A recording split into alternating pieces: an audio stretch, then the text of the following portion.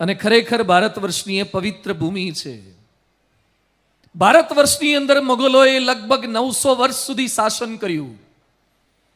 એક સમયે દિલ્હીની સલ્તનત ઉપર અકબરનું શાસન હતું.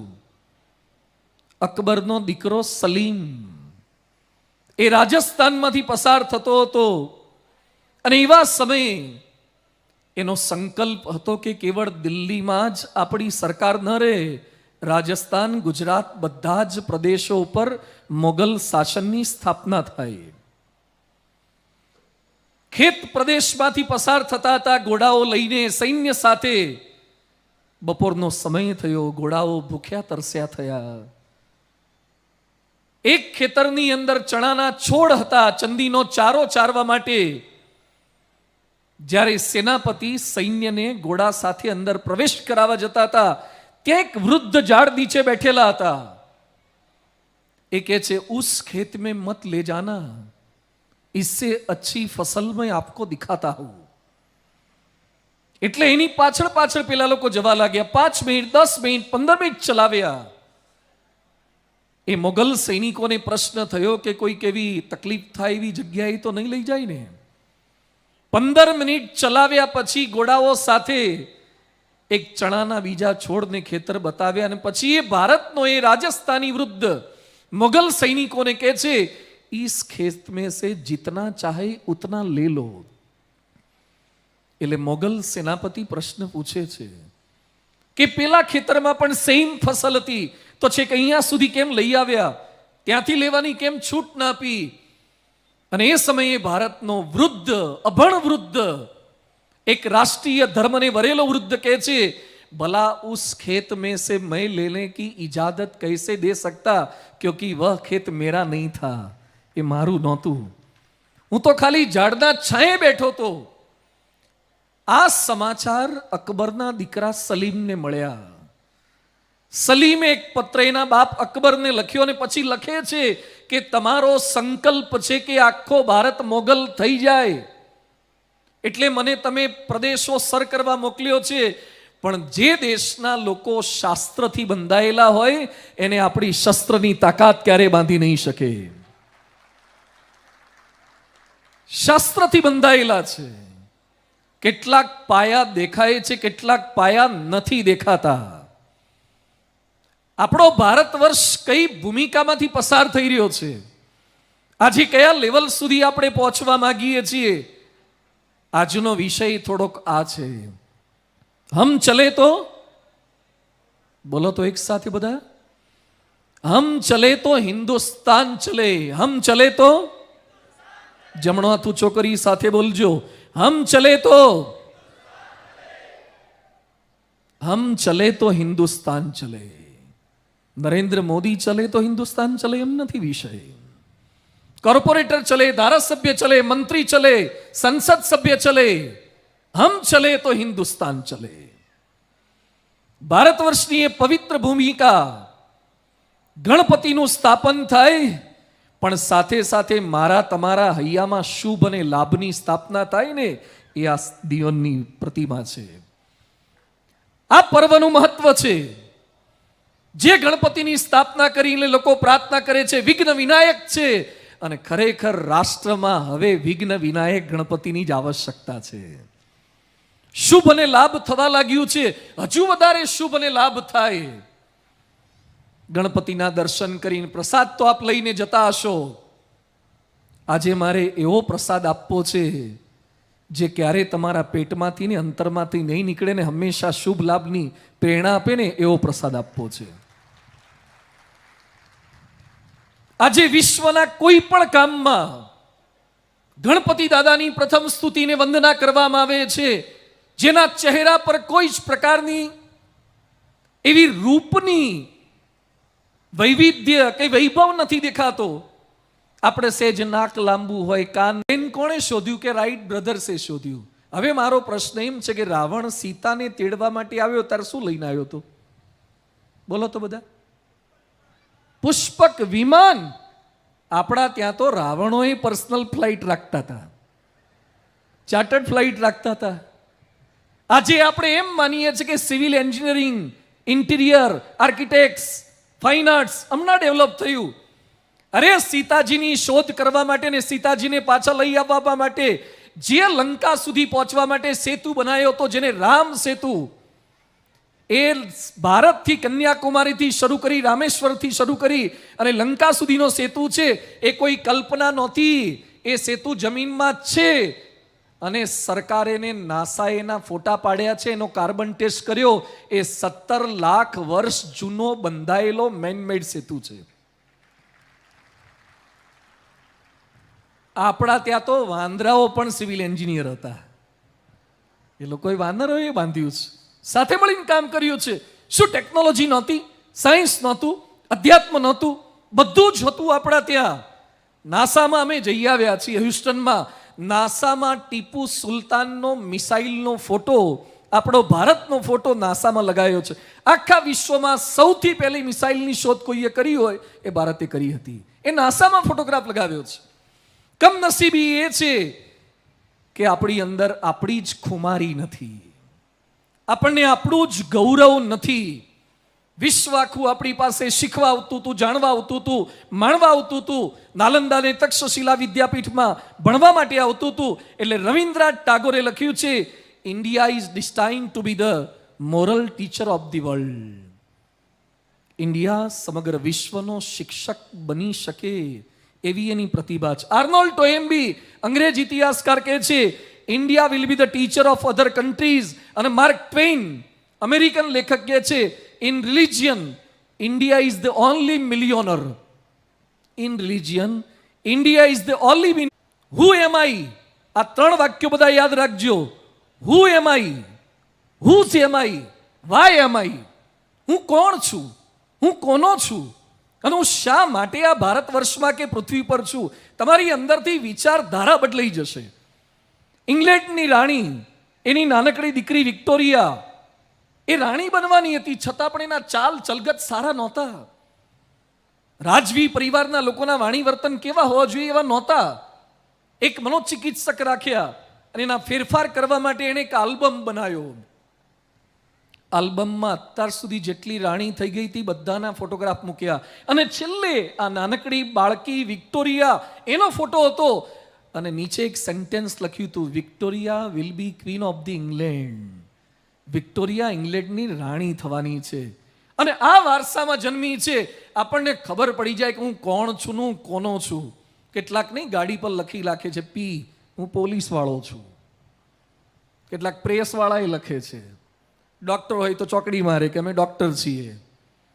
જ્ઞાતિના પણ શબ્દો લખે. કેટલાક લખે તોફાની કાનુડો, આવું કેટલાક લખતા હોય. દરેક જ્ઞાતિની અસ્મિતા છે, પોતાની કાસ્ટની અસ્મિતા છે, પોતાની પોસ્ટની અસ્મિતા છે. કાસ્ટની અસ્મિતા રાખજો, પોસ્ટની અસ્મિતા રાખજો, પણ એના કરતા વધારે અસ્મિતા હું ભારતનો છું ને એની અસ્મિતા રાખજો.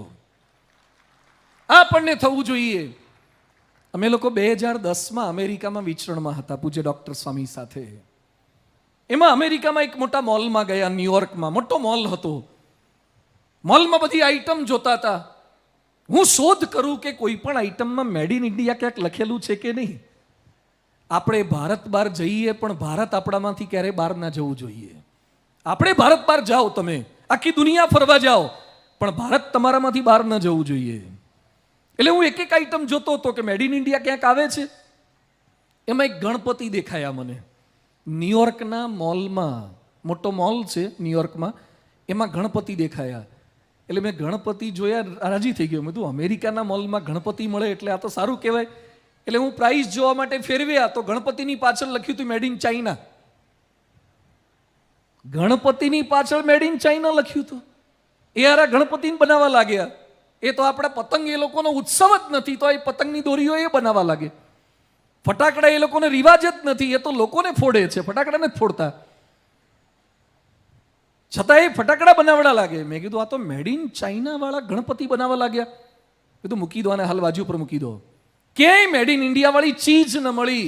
અમે જેવા બહાર નીકળતા હતા ને ત્યાં ગટરનું મોટું ઢાંકણું હતું, કાસ્ટિંગ થયેલું, ઇન્વેસ્ટમેન્ટ કાસ્ટિંગ વાળું આવે ને રાજકોટનું, એવું કાસ્ટિંગ થયેલું એક ઢાંકણું હતું ને એના પર લખ્યું હતું મેડ ઇન ઇન્ડિયા. એટલે અમેરિકાના છોકરા મારી ભેગા ફરતા તેને મને કોણી મારી, મને કે જુઓ તમારું ઇન્ડિયા. ગટરના ઢાંકણામાં. પછી મેં એને કોણી મારીને કીધું કે આખા અમેરિકાની ગટરો ઢાંકવાનું કામ અમે જ કરીએ છીએ ને. મેં તું ગટરો નહીં, તમને તો ઓઢવાનો રિવાજ જ નથી ને તમને ઢાંકવાનું કામ અમે જ કરીએ છીએ. તમારી સંસ્કૃતિ તો ઉગાડી સંસ્કૃતિ છે, એને ઢાંકવાનું કામ ભારત વર્ષ કરે છે, ભારતની અસ્મિતા કરે છે. તો આવો આપણો ભવ્ય ભારત દેશ છે, જેની ગરિમા આપણા સૌ કોઈના હૈયામાં ઉજાગર થાય. આવી હું કલાકો સુધી ભારત વર્ષની વાતો કરી શકું એમ છું, પણ મારે ખાલી ભારતની ભવ્યતાની આજે વાતો નથી કરવી. મને ભારતની સ્ટ્રેન્થ પણ ખબર છે અને ભારતની વીકનેસ પણ ખબર છે. ભારતની ભવ્યતાની વાતો સાંભળી અત્યારે લાગે છે કે સ્વામી ઇતિહાસ બરાબર છે, પણ વર્તમાન કેમ ધૂંધળું છે અને ભવિષ્ય તો એકદમ ચિંતાજનક છે કે ભારતનું શું થશે, આવી આપણને ચિંતા રહે છે. જીભથી બોલીએ છીએ, જીવથી નથી બોલી શકતા. જે અપાર ભ્રષ્ટાચાર હોય ત્યાં સારે જ્યાં સે અચ્છા હિન્દુસ્તા કરી રીતે કહી શકાય. જ્યાં મૂતરડીમાં જઈએ નાક બંધ કરીને પેશાબ કરવો પડે, સર્વત્ર ગંદકી હોય, ત્યાં સારે જ્યાં સે અચ્છા હિન્દુસ્તા કરી રીતે કહી શકાય. જ્યાં બળાત્કારો, હત્યાઓ, આત્મહત્યાઓ સતત થતી હોય એ ભારતને સર્વશ્રેષ્ઠ કરી રીતે કહી શકાય. જ્યાં સમાજમાં એજ્યુકેશનનું પ્રમાણ વધ્યા પછી પણ જ્ઞાતિઓમાં ભેદ એટલા વધી ગયા હોય એવા ભારતને એક ભારત કરી રીતે કહી શકાય. જ્યાં ભણતરની કદર ન થતી હોય અને ભણતર માટે IELTS કે GRE કે ટ્રોફેલ આપી આપીને આપણું યુવાધન બહાર જતું હોય એવા સમયે ભારતને શ્રેષ્ઠ ભારત કરી રીતે કહી શકાય. જ્યાં ટ્રાફિકની વ્યવસ્થાની સૂઝ ન હોય, પ્રદેશની અંદર ટ્રાફિકની જે સેન્સ છે આપણામાં થોડીક ઓછી છે. આપણા ત્યાં જોજો રેલવેનું ક્રોસિંગ આવે એટલે આપણી સાઈડમાં જે રહેવાનું હોય તો રહેવાનું જ હોય, ડાબી બાજુ. જમણી બાજુનો જે પોર્શન સામેવાળા માટે ખાલી રાખવાનો હોય ને એ પણ આ બાજુવાળાએ જ ભરી દીધો હોય, અને સામેવાળા એ આપણા ભાઈઓ જ હોય. એ લોકોએ આપણે જ્યાંથી જવાનું હોય એ લોકોએ ભરી દીધો હોય. કોઈ ધોળિયું આ દ્રશ્ય જોવે ને, કોઈ વિદેશી આ દ્રશ્ય જોવે તેને હાર્ટ એટેક આવી જાય અને મૂંઝાઈ જાય કે જ્યારે ફાટક ખુલશે ત્યારે આ લોકો જશે ક્યાં. કારણ કે આ બાજુ પાંડવો, આ બાજુ કૌરવો, બંને હામે ગુરાટા કરતા હોય અને ફાટક ઊંચું થશે પછી આ લોકો જશે ક્યાં. પણ ફાટક ઊંચું થાય ને 5 મિનિટમાં ખાલી થઈ જાય એનું નામ પાછું ઇન્ડિયા. ભારતવાળા છે ને ગમે ત્યાંથી રસ્તો કાઢી લે છે. અમે લોકો પેરિસથી આ બાજુ જર્મનીથી આમાં આવતા હતા લંડનમાં, એમાં યુરો ટનલ છે, 45 કિલોમીટર દરિયા નીચે ટનલ છે. એટલે એમાં અમે બેઠા હતા, સંતો હતા અને થોડા ત્યાંના અરવિંદભાઈ વગેરે લંડનના કાર્ય કરતા હતા. એમાં ટ્રેનમાં અમારો ઉપડવાનો સમય લખ્યો હતો 11:07 AM. 11:07 AM. એટલે હું આમ જોતો હતો એટલે પેલા ભાઈ મને કે કેમ ઘડીએ ઘડીએ જોજો કરો ટિકિટ આવે. 11:07 લખાય, 11:05 કે 11:15 કે 11:30 કે 11 લખાય. 11:07 ઉપડતી હશે એમ કઈ ટ્રેનો તો. મને કે તમે શું જોવો છો? બધું જોવું છું ઉપડે છે કે નહીં, નહીં તો પછી ઇન્ડિયામાં જઈને કહીશ કે આપણા જેવું જ છે, કશું ઉપડતું નથી. અને એક્ઝેક્ટ 11:06 થઈ ત્યાં ટ્રેન થોડીક વાઇબ્રેટિંગ મોડ પર આવી ગઈ. 11:07 તો ટ્રેન ઉપડી ગઈ, પિકઅપ પકડી લીધું. અને એ સમયે મને પ્રતીતિ થઈ કે જેમાં આવી ટાઈમની ડિસિપ્લિન હોય ને એ જ અંગ્રેજોનો ઇંગ્લેન્ડ દેશ વિશ્વના 167 દેશો પર રાજ્ય કરી શકે. 167 દેશો પર અંગ્રેજોએ શાસન કર્યું છે, ખોબાજીવાળા ઇંગ્લેન્ડે. પેલા સાહેબ ભાઈએ મને પૂછ્યું બન કે તમારે 11:07 જેવું હોય અને લખ્યું હોય તો ઉપડે. મેં કીધું ઉપડે ને, AM નું PM થઈ જાય. પછી દરિયા નીચેથી પસાર થતી હતી એટલે હું જોતો હતો. મને કે શું ચેક કરો છો? બધું પાણી બાણી જમે છે કે નહીં? ટ્રેન દરિયા નીચે જાય તો પાણી બાણી આવે છે કે નહીં? બિલકુલ પાણી ન દેખાયું. મને કે તમારે ત્યાં રાજકોટમાં આ પ્રકારનું છે ટનલ? મેં કીધું કાલાવાડ રોડ પર મંદિરથી બહાર નીકળતા જ ટનલ છે કાલાવાડ રોડ પર. મને કે એમાં પાણી બાણી આવે? મેં કીધું ચોમાસામાં સ્વિમિંગ પુલ થઈ જાય. અને આપણા લોકો છે ને એવા અંડરબ્રિજમાં પાણી ભરાયું ને એમાં દુબાકા મારે ને એનું નામ પાછા ભારતીય. ટેન્શન લેને કા નહીં દેને કા. કોઈ પણ આફતને પણ અવસરમાં બદલી નાખવી એ આપણી ધાર્મિકતા સારી છે, ખોટી નથી. પણ એટલેથી આપણે અટકવું નથી. આપણે ભારતને વધારે સારો બનાવવો છે, ખાલી ટીકા નથી કરવી. It's better to light a candle than curse the darkness. અંધારાની ટીકા કરવા કરતાં એક મીણબત્તી પ્રગટાવીને એ વધારે સારી છે. આપણે મીણબત્તી પ્રગટાવી છે. કાર્ય કરવું છે ઇન્દ્રા નુઈનું નામ કદાચ કોઈએ સાંભળ્યું હશે, પેપ્સીકોલાની ચેરપર્સન ઇન્દ્રા નુઈ, 2.5 લાખ કર્મચારીનો સ્ટાફ પેપ્સીકોલા કંપનીમાં, એની એ બાઈ, અધિષ્ઠાતા બાઈ, ચેરપર્સન બાઈ, એના ઘરમાં ગણપતિની મૂર્તિની સ્થાપના કરે. ઇન્દ્રા નુઈ ગણપતિની મૂર્તિની સ્થાપના કરે. પત્રકારોએ એને પ્રશ્ન પૂછ્યો કે ગણપતિની મૂર્તિની સ્થાપના કરવાથી, એની આગળ દીવો કરવાથી તમને શું લાભ થાય છે? ઇન્દ્રા નુઈએ સરસ જવાબ આપ્યો કે ગણપતિ આગળ દીવો કરવાથી ગણેશને રસ્તો દેખાય, કે ગણેશના ચહેરા પર પ્રકાશ થાય એટલે દીવો નથી કરતી, પણ મારા જીવનમાં અંધકાર છવાઈ જાય ત્યારે ગણપતિનો પ્રકાશ મને રસ્તો બતાવે છે એટલે હું દીવો કરું છું. 2.5 લાખ કર્મચારી જેના હાથ નીચે કામ કરતા, એ બાઈ ગણપતિ આગળ દીવા કરી શકે, એ ગણપતિની આરાધના કરી શકે, એની સેવા પૂજા કરી શકે. આજે આપણને પણ આ ગણેશજી રસ્તો બતાવવાના છે. આજે આપણા વિઘ્ન વિનાયક બનવાના છે. ભારત વર્ષને વધારે સારો બનાવી શકાય એના માટે હિન્દુસ્તાન શ્રેષ્ઠ ક્યારે થાય? ભારતની આવી પરિસ્થિતિ માટે જવાબદાર કોણ છે? નેતાઓ કે અભિનેતાઓ? શિક્ષકો કે પ્રોફેસરો? ડોક્ટરો કે વકીલો? સંતો કે મહંતો? કથાકારો કે ધર્માચારીઓ? કોણ જવાબદાર છે? એક સરસ પ્રસંગ છે સ્વિટ્ઝરલેન્ડનો, ધ્યાનથી સાંભળજો. સ્વિટ્ઝરલેન્ડનો એક 15 વર્ષનો છોકરો ચોરી કરતા પકડાયો. કોર્ટમાં કેસ થયો. જજે પાંદરામાં એને ઊભો રાખ્યો અને જજે પ્રશ્ન પૂછ્યો કે તે ચોરી શાની કરી હતી? એ કે સર, બ્રેડ બટરની ચોરી કરી. બ્રેડ અને બટર. પછી જજ એને કહે છે કે તારે ચોરી કેમ કરવી પડી? એ કે સર, મારા બાપુજી નથી, ડિવોર્સી બાઈ છે મારી માં, હું મારી માં સાથે રહું છું. મારી માં કામ કરતી હોય છે અને મને ભણાવે છે, પણ મારી બા છેલ્લા કેટલાક દિવસોથી બીમાર છે અને કામ કરી શકતી નથી, એટલે મારે પણ ખાવાનું હતું ને મારી માને ખવડાવવાની હતી, એટલે મારે બ્રેડ બટરની ચોરી કરવી પડી. એટલે જજ પેલા 15 વર્ષના યુવાનને કહે છે કે બ્રેડ બટરની ચોરી કરતા પહેલા કોકની પાસે તારે મગાઈ તો ખરું ને, સીધી ચોરી થોડી કરાય. એ સમયે 15 વર્ષનો યુવાન કહે છે કે સાહેબ, મેં 50 લોકો આગળ હાથ લાંબા કર્યા, પણ એક પણ વ્યક્તિએ મને બ્રેડ બટર ના આપી, એટલે છેવટે મારે ચોરી કરવી પડી છે. એ સમયે સ્વિટ્ઝરલેન્ડના જજ શું કહે છે કે ચોરી કરવી તો ગુનો છે જ, પણ ચોરી કરવાની મજબૂરી થાય એવું વાતાવરણ ઊભું કરવું ને, એ તો એના કરતાં વધારે ગુનો છે. જે 50 લોકોએ મદદ નથી કરી, એ તમામ 50 વ્યક્તિને હું $50 દંડ કરું છું, કે જેણે બ્રેડ બટર પણ ના આપે એને $50 દંડ. આવા કેસમાં પણ પાછો વકીલાત તરીકે કરવા માટે તૈયાર થઈ ગયો, એ વકીલને $100 દંડ કરું છું. જે સ્ટોર વાળાએ કેસ કર્યો, એ સ્ટોરના માલિકને $1000 દંડ કરું છું.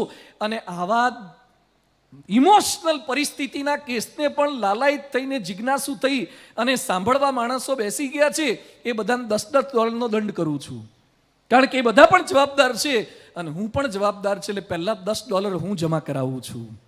એમ કહીને જજ સાહેબે પણ $10 જમા કરાવ્યા. મારે આ સ્વિટ્ઝરલેન્ડનો પ્રસંગ કહીને આપને એટલું જ કહેવું છે કે ભારતના સફળતા માટે પણ આપણે જવાબદાર છીએ અને ભારતની નિષ્ફળતા માટે પણ આપણે જવાબદાર છીએ. ભારત એક વ્યક્તિથી સુધરી પણ ન શકે અને ભારત એક વ્યક્તિથી બગડી પણ ન શકે. 1.25 અબજની જનસંખ્યા, ભારતના પ્લસ પાસા પણ કેટલાય છે.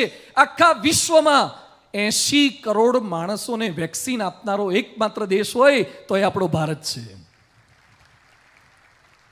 અરે અમેરિકાથી આપણા BAPSના હરિભક્તો લોસ એન્જલિસથી આવ્યા અને સંતોને પૂછે, સ્વામી તમારે વેક્સિનનું કેવું? તો એપ્લિકેશન બતાવી. તમારે અમેરિકામાં તો એપ્લિકેશન ના કે કાગળિયા પર લખીને આપે છે કે વેક્સિન લેવા આ તારીખે આવજો. અમેરિકામાં કાગળ પર લખીને આવે કે વેક્સિન લેવા આવજો, અને ભારતમાં આટલા ઇલિટરેટ માણસો હોય, અભણ માણસો હોય, છતાં 80 કરોડ માણસો, આખું યુરોપ ભેગું થઈને જેટલી વેક્સિન ન લે ને એટલી તો ભારતે લઈ લીધી. અને ભારતે પોતાની બનાવેલી લીધી પાછી. ભારતે પોતાની બનાવેલી વેક્સિન લીધી. ભારતની તાકાત ગજબની છે, ભારતની સ્ટ્રેન્થ ગજબની છે. આપણી પાસે શક્તિ છે, એનો પણ સ્વીકાર કરવો છે. પણ હવે ભારતમાં બદલાવ લાવશે કોણ? ભારતમાં સુધારો કોણ કરી શકે? 2 મિત્રો ભેગા થયા, બંને વાતે વળગ્યા કે ભારતની પરિસ્થિતિ નાજુક છે, એમાં કંઈક સુધારો કરવો જોઈએ, હિન્દુસ્તાનને આગળ લઈ જવું છે, શું કરશું? એટલે એક મિત્ર બીજા મિત્રને કહે છે 135 કરોડની વસ્તી છે ભારતની, તો ભારત કેમ આગળ ના આવે? એટલે બીજો એક કચ્છ ભુજનો તો ડાયો એ કે ના આવે કે પણ 135 કરોડ માણસો ભેગા થાય તો કામ કેમ ના થાય? એ કે હું તને ગણાવું કેમ ના થાય. એ કે 135 કરોડમાં 20 કરોડ તો બાળકો છે. એ બાળકો તો બિચારા માંડ ડાયપર કો કે એના બદલી આપે તાર બદલાય છે, પબજીમાંથી ઊંચા નથી આવતા. એ બધા શું કરવાના છે? એટલે 20 કરોડ બાળકો તો કામના જ નહીં. એ કે બાકી તો વધ્યા ને. એ કે 16 કરોડ તો વૃદ્ધો છે. ભારતમાં 16 કરોડ તો વૃદ્ધો છે, માંડ માંડ જીવે છે, મોતની રાહ જુએ છે, કેટલાક વૃદ્ધાશ્રમમાં છે. તો 16 કરોડ વૃદ્ધો પણ કામ નહીં લાગે. કે બાકીના એ કે 4 કરોડ તો ભારતમાં બીમાર છે.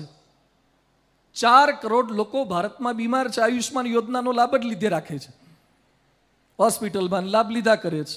3 કરોડ ભિખારી છે, માંડ પેટનું પૂરું કરે છે. 27 કરોડ બેરોજગાર છે, નાના મોટા નાની નોકરી કરતા એવા 27 કરોડ લોકો બેરોજગાર છે. 36 કરોડ અશિક્ષિત છે કે અલ્પ શિક્ષિત છે, નાના મોટા કામ કરીને પૂરું કરે છે. 4 કરોડ તો દિવ્યાંગ છે, મૂંગા બેરા આંધળા લૂલા લંગડા જે બીજા પર આધાર રાખે છે. 2 કરોડ તો માનસિક રીતે મૂંઝાયેલા જ છે. 2 કરોડ તો ટેન્શનમાં જ છે, ડિપ્રેશનમાં જ છે, આત્મહત્યાના વિચારોમાં જ જીવે છે. 1 કરોડ તો આંદોલનકારી છે. આખા ભારતમાં રોજ સર્કલ પર ઊભા રહેતા હોય ને, અમારી માંગે પૂરી કરો. હવે તું જેને ઘેર લાવ્યો છે એની માંગ તો પૂરી કર, અમારી માંગે પૂરી કરો વાળો. આંદોલનકારી ભારતમાં 1 કરોડ તો આંદોલનકારી છે. અને 21 કરોડ 99,99,999 તો વિદ્યાર્થી છે, માંડ એટીકેટી સોલ્વ કરે છે. વેબ સિરીઝમાંથી નવરા પડે તો ભારતનું કંઈ વિચારે ને, એ તો વેબ સિરીઝો જ જોયા કરે છે, ક્યાંથી કામ થાય? તો કે હવે શું થશે? કે વધ્યો હું એકલો. 135 કરોડમાંથી ખાલી એકલો વધ્યો. બોલ કે હવે હું ભારતમાં હારું હું કરું? આપણી ભારતની માનસિકતા છે ને આ છે. કેમ કામ ના થાય? મનની અંદર એ અસ્મિતા નથી. એક છોકરો મન કે સ્વામી છત્રપતિ શિવાજીએ કેવું કામ કરી નાખ્યું ભારતને, મરાઠાની પ્રજાને અને મોગલોને તગડી મૂક્યા અને મજબૂતાઈથી કામ કર્યું. હવે શિવાજી કેમ નથી આવતા? બધું જીજાબાઈ હોય ને તો શિવાજી આવે, જીઓબાઈમાં ના આવે.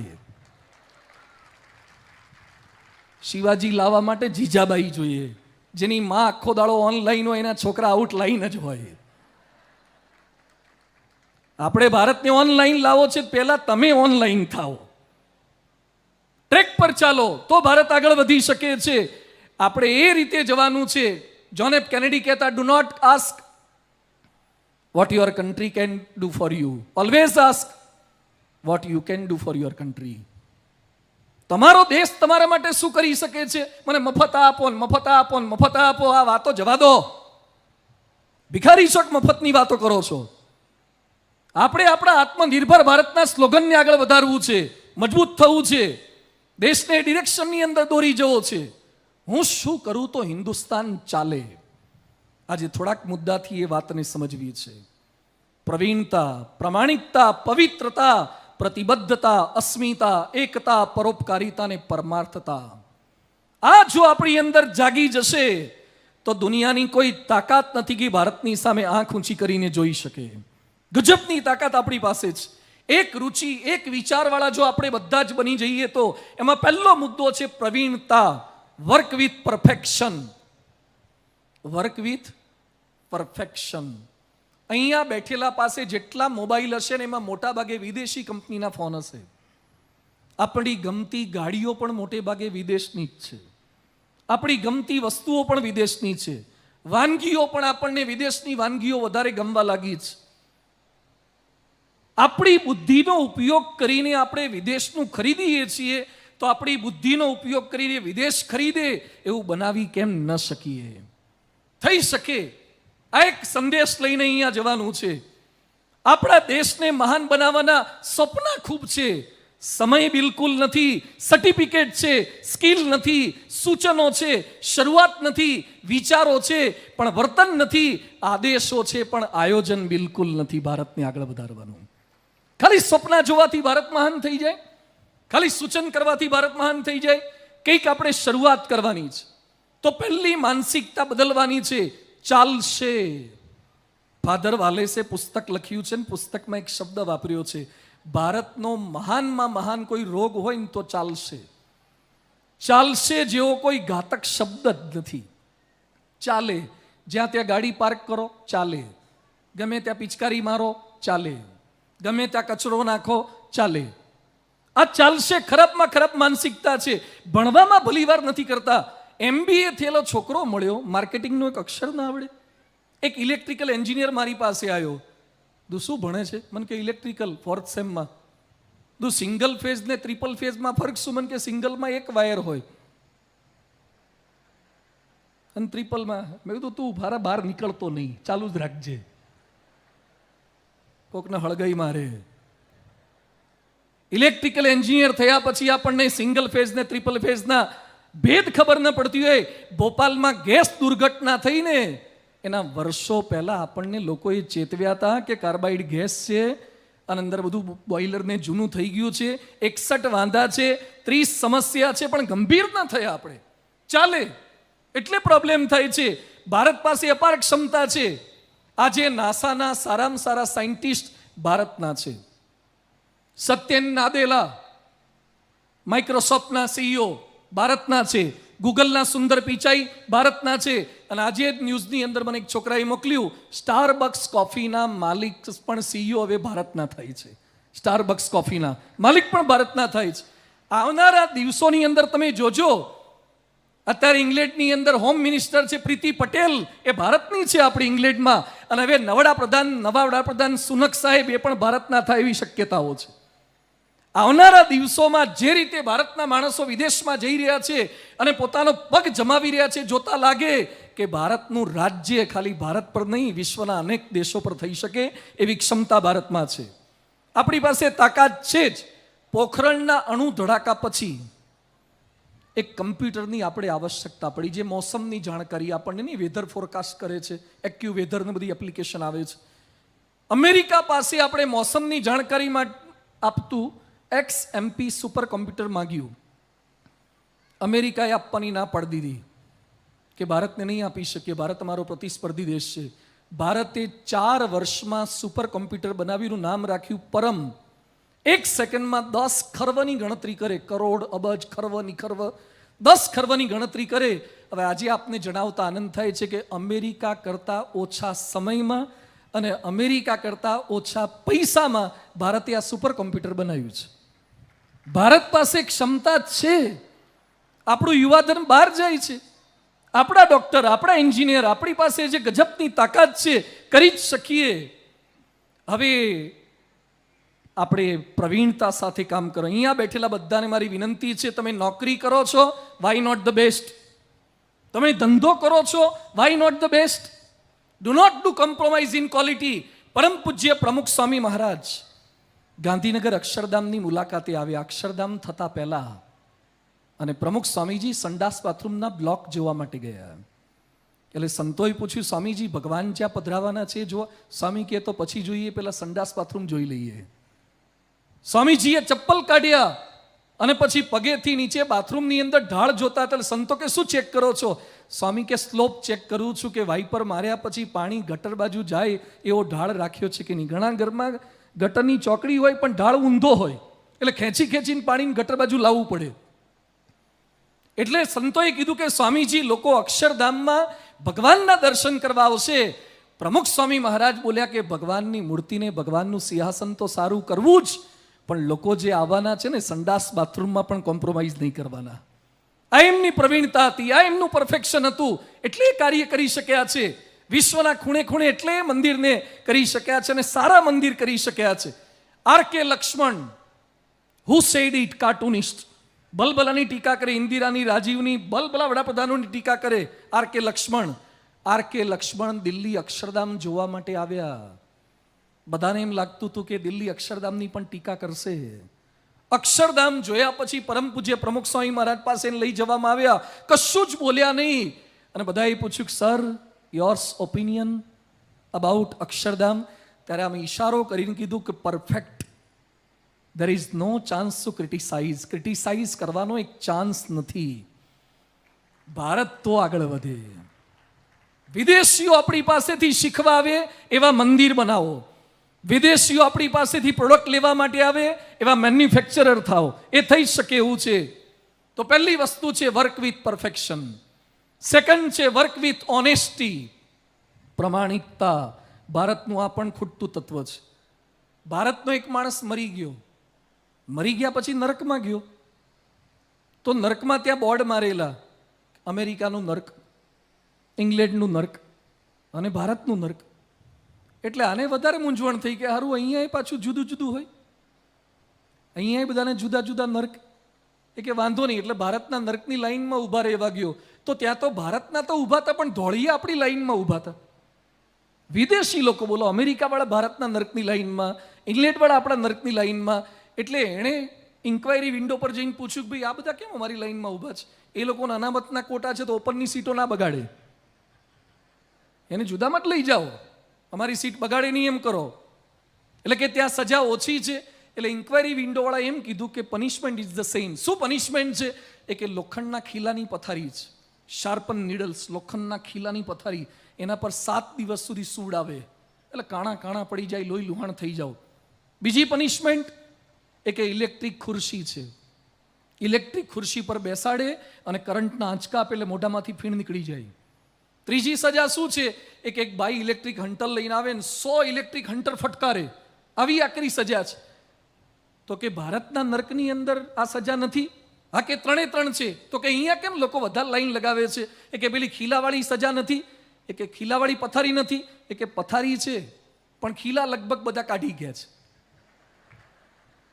જેટલા આગળ આવ્યા ને એ ખીલા હલાઈ લઈને કાઢતા ગયા, હવે પાટિયું વધ્યું છે. પછી કે ઇલેક્ટ્રિક ખુરશી, એ કે ખુરશી છે પણ લાઇટના ધાંધિયા છે, જ્યોતિર્ગ્રામ કર્યું નથી, એટલે લાઇટ ના આવે તો ખુરશી ઉપડતી જ નથી, આરામ ખુરશીમાં કામ લાગે છે. પછી કે પેલો હન્ટર વાળો ભાઈ એ કે આવે છે પણ મસ્ટર પર સહી કરીને જતો રહે છે.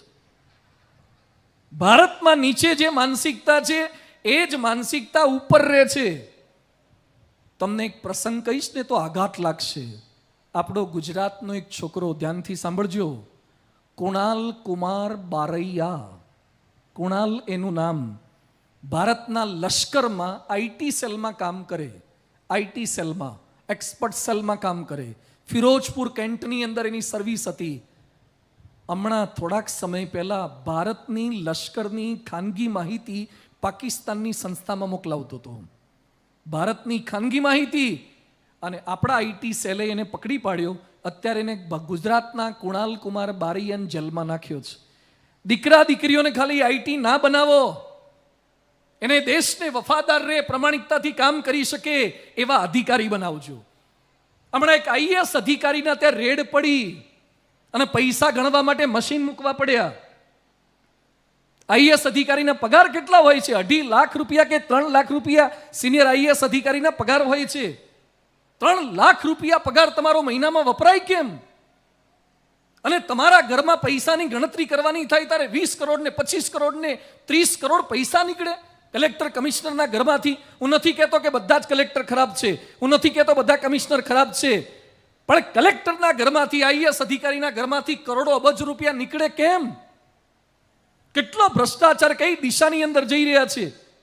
અમદાવાદની અંદર વાડજ વિસ્તારમાં એક ડોક્ટર, એમડી ફિઝિશિયન, એના ત્યાં કોઈ પણ પેશન્ટ આવે એના નગ્ન ફોટોગ્રાફ ચેક કરવું પડશે એમ કહીને કપડાં કઢાવડાવે, કેમેરા ગોઠવેલા હતા, ફોટોગ્રાફ પાડી દે અને પછી વેબસાઇટમાં પર પોર્નોગ્રાફિક વેબસાઇટને એના ફોટોગ્રાફ વેચતો હતો. એમડી ફિઝિશિયન ડોક્ટર વાડજનો, એને સાબરમતીની જેલમાં એને પણ પૂરવામાં આવ્યો. આપણે ખાલી ડોક્ટર બનાવવા છે કે પ્રમાણિક ડોક્ટર બનાવવા છે? ખાલી એન્જિનિયર બનાવવા છે કે પ્રમાણિક એન્જિનિયર બનાવવા છે? ભારતનું સારું, હિન્દુસ્તાનનું સારું પ્રમાણિકતા વગર શક્ય જ ન થાય. આજે એક હોસ્પિટલ રાજકોટની હું જાણું છું એટલે નામ નથી લઈ શકતો, એક વ્યક્તિ મરી ગયા પછી 3 દિવસ સુધી વેન્ટિલેટર ચલાવ્યું છે. 3 દિવસ સુધી ડેડ બોડી ઉપર વેન્ટિલેટર ચલાવ્યું. આ કોરોનામાં ઘણા લોકો તો બચી ગયા પણ હોસ્પિટલોય બચી ગઈ. સમજાય છે? જે હોસ્પિટલો વેન્ટિલેટર પર હતી ને એ ટકી ગઈ, એ ઉપડી જાય એવી દશા હતી. બધી જ હોસ્પિટલ ખરાબ નથી, પણ ક્યાંક આવો ધંધો, આવો પ્રયત્ન શા માટે? રમત ગમતમાં ખોટું થાય, મેચ ફિક્સિંગ થાય, સટ્ટો રમે, જો કે ભુજવાળા તો કોઈ આવું કરે જ નહીં. ભુજવાળા તો બધા બહુ ડાયા છે એવું મને કહેવામાં આવ્યું છે. કોઈ સટ્ટો ન કરે, કોઈ મેચ ફિક્સિંગ ન કરે.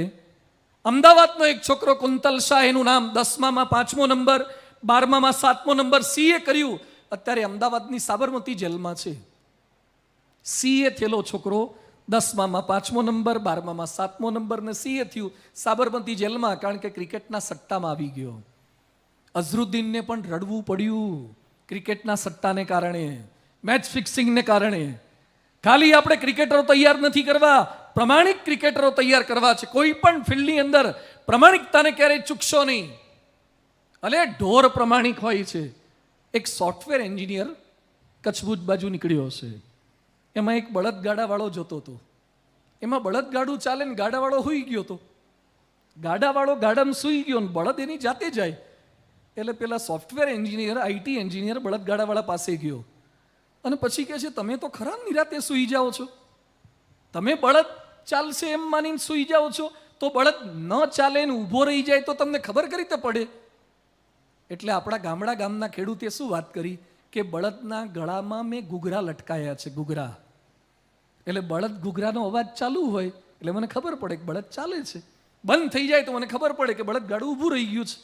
એટલે સોફ્ટવેર એન્જિનિયરે એમ કીધું કે એમ થાય કે બળદ ઊભો ઘૂઘરા ખખડાવે તો બળદ ચાલે નહીં અને ખાલી ઊભા જ ઘૂઘરા ખખડાવે તો આપણો ખેડૂત શું બોલ્યો કે મારા બળદે કોરોનામાં વર્ક ફ્રોમ હોમ નથી કર્યું.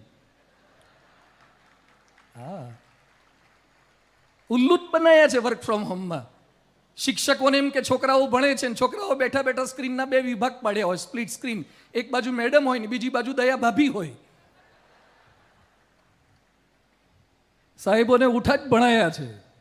તો પ્રમાણિકતા જે કંઈ કરી રહ્યા છે એની અંદર સારી રીતે કરવું છે. સમયની પ્રમાણિકતા, તમે ધાર્મિક છો એની નિશાની રાખજો. હા, એક ભાઈ મને રાજકોટમાં મળ્યા, બહુ માળીમાં સર્વિસ કરે. મને કે મારા પર મહાદેવજીની બહુ કૃપા છે. શું કૃપા?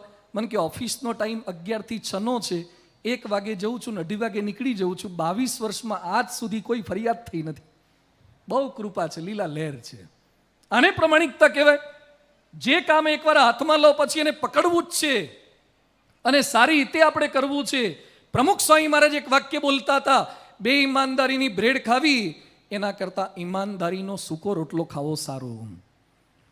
ક્યારેક ખોટી કરોડપતિ થજો, અબજપતિ થજો, પણ 1 રૂપિયો પણ ખોટો લઈને ન થતા, અંતરમાં શાંતિ નહીં રહે.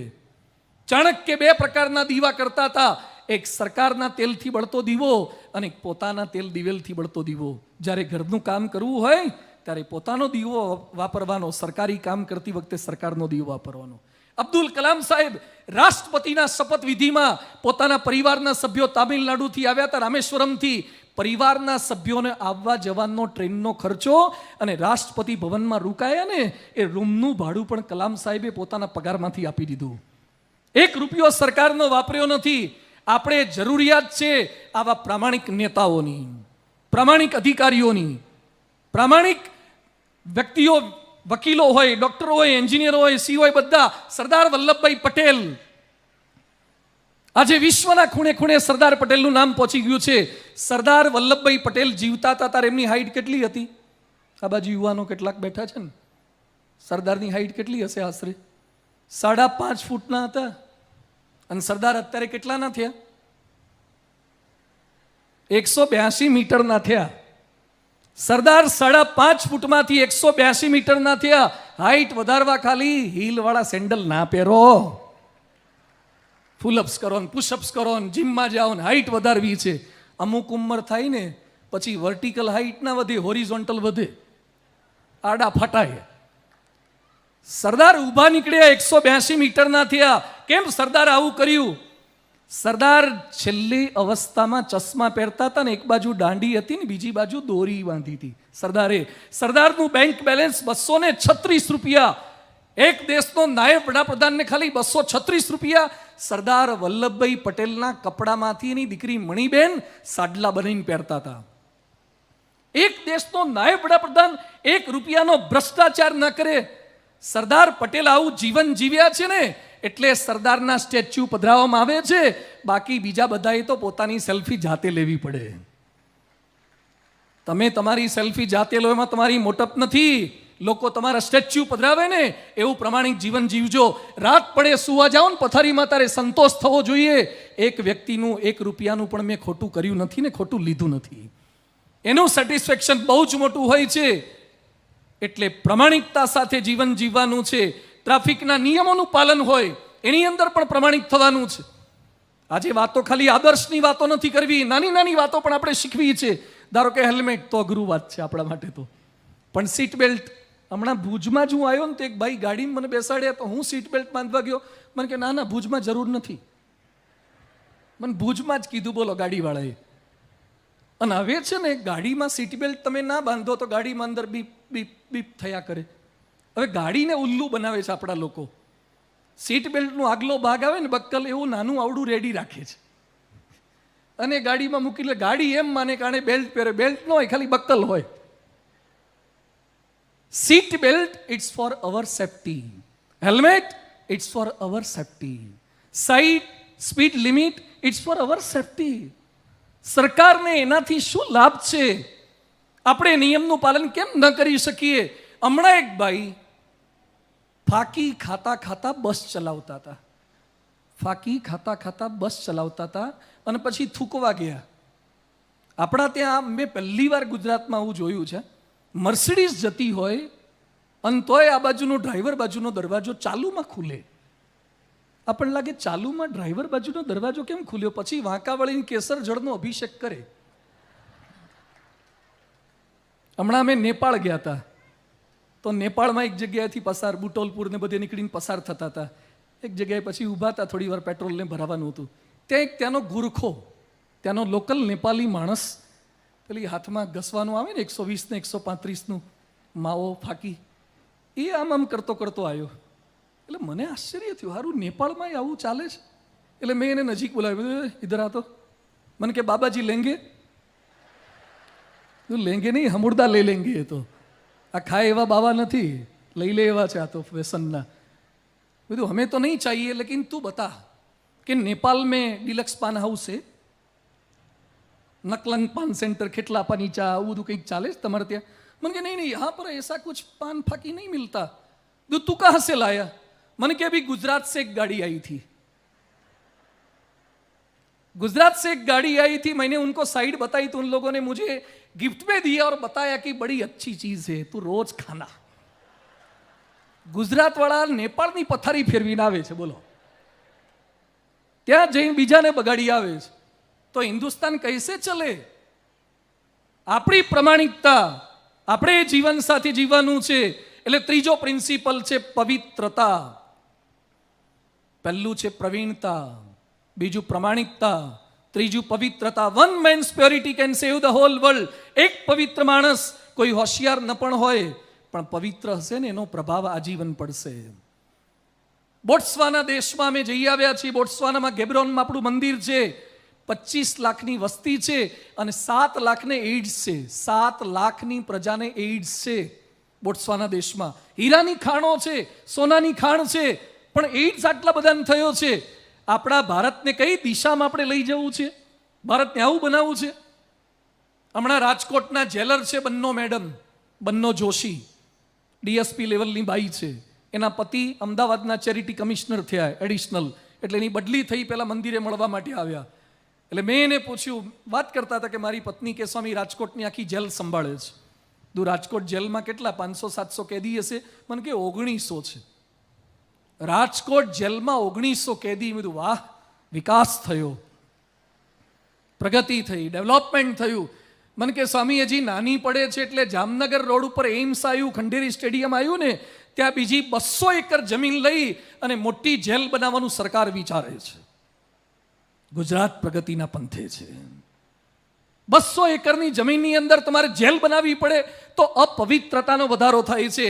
તમારા ભુજમાં જેટલા સીસીટીવી કેમેરા ગોઠવવા પડે એ પવિત્રતાની નિશાની નથી, ચોરો વધ્યા ને એની નિશાની છે.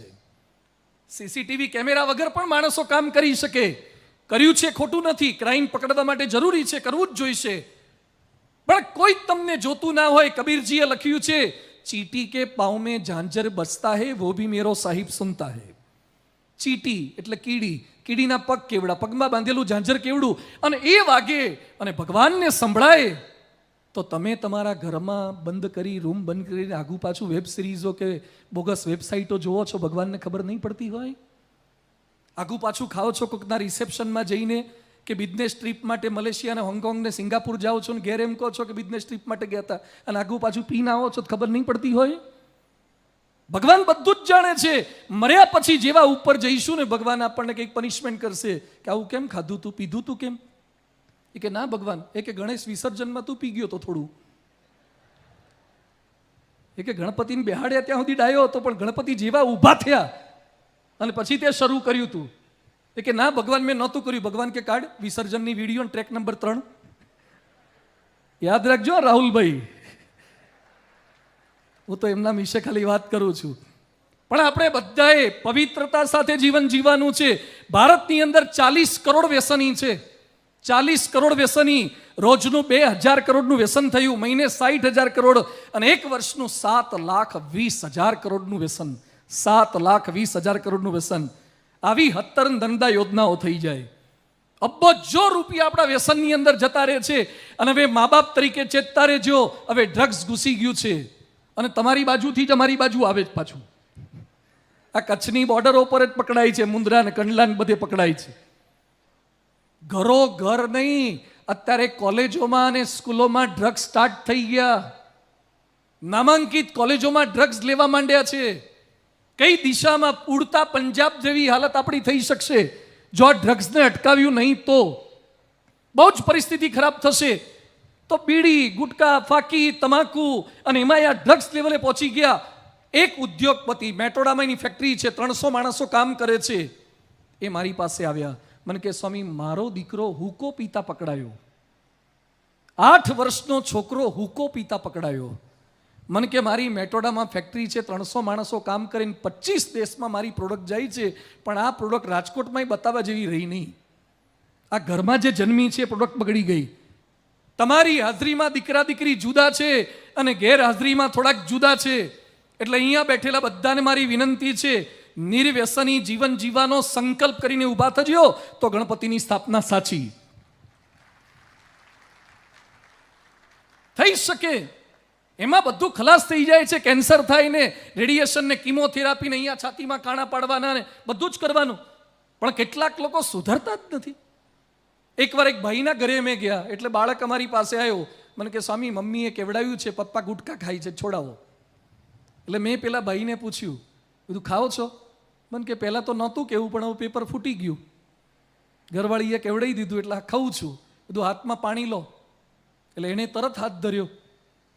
બધું હાથમાં પાણી લેતા તમને બીક ના લાગી? પ્રતિજ્ઞા લેતા? મને કે હાથમી વાર લઉં છું. જે સંતો કે એટલે પાણી લઈ જ લેવાનું, શું કરવા સંતોને દુઃખી કરવા? એમ નહીં, આજે કટિબદ્ધ થઈને જજો. અમે અહીંયા જેટલા સ્ટેજ પર સંતો બેઠા છીએ, BAPSના 1100 સંતો, એક સાધુ ચા પણ નથી પીતા તો પણ 18 કલાક કામ કરીએ છીએ. તો તમે કેમ કામ ન કરી શકો? ફાકી ગુટકાથી કામ થાય છે. અરે કશું જ ન હોય, અંદરનો એક પાવર જનરેટ થશે, તમે કામ કરી શકશો.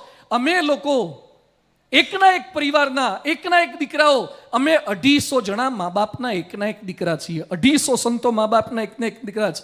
અમે દેશ માટે, રાષ્ટ્ર માટે, ધર્મ માટે, સંસ્કૃતિ માટે અમારા મા બાપને છોડી શકીએ તો તમે તમારી પત્નીને વિધવા ન થવું પડે ને, તમારા બાળકોને અનાથ ન થવું પડે ને, એના માટે ફાકીને દારૂ છોડજો. સંકલ્પ કરીને ઊભા થજો, છૂટી જ શકે. પણ કેટલાક લોકો પાછા એમાં ખુમારી માને. જવા મર્દો કી અસલી પહેચાન, માણેકચંદ ખાઓ, બાયલાની ઓળખાણ છે હવે મર્દવાળી. અને પેલા બોલીવુડ વાળા આપણને રવાડે ચડાવે છે. 3 ઇડિયટ ઊભા હોય છે છાપામાં અને હોર્ડિંગ્સ ઉપર, ટશન કા જશન,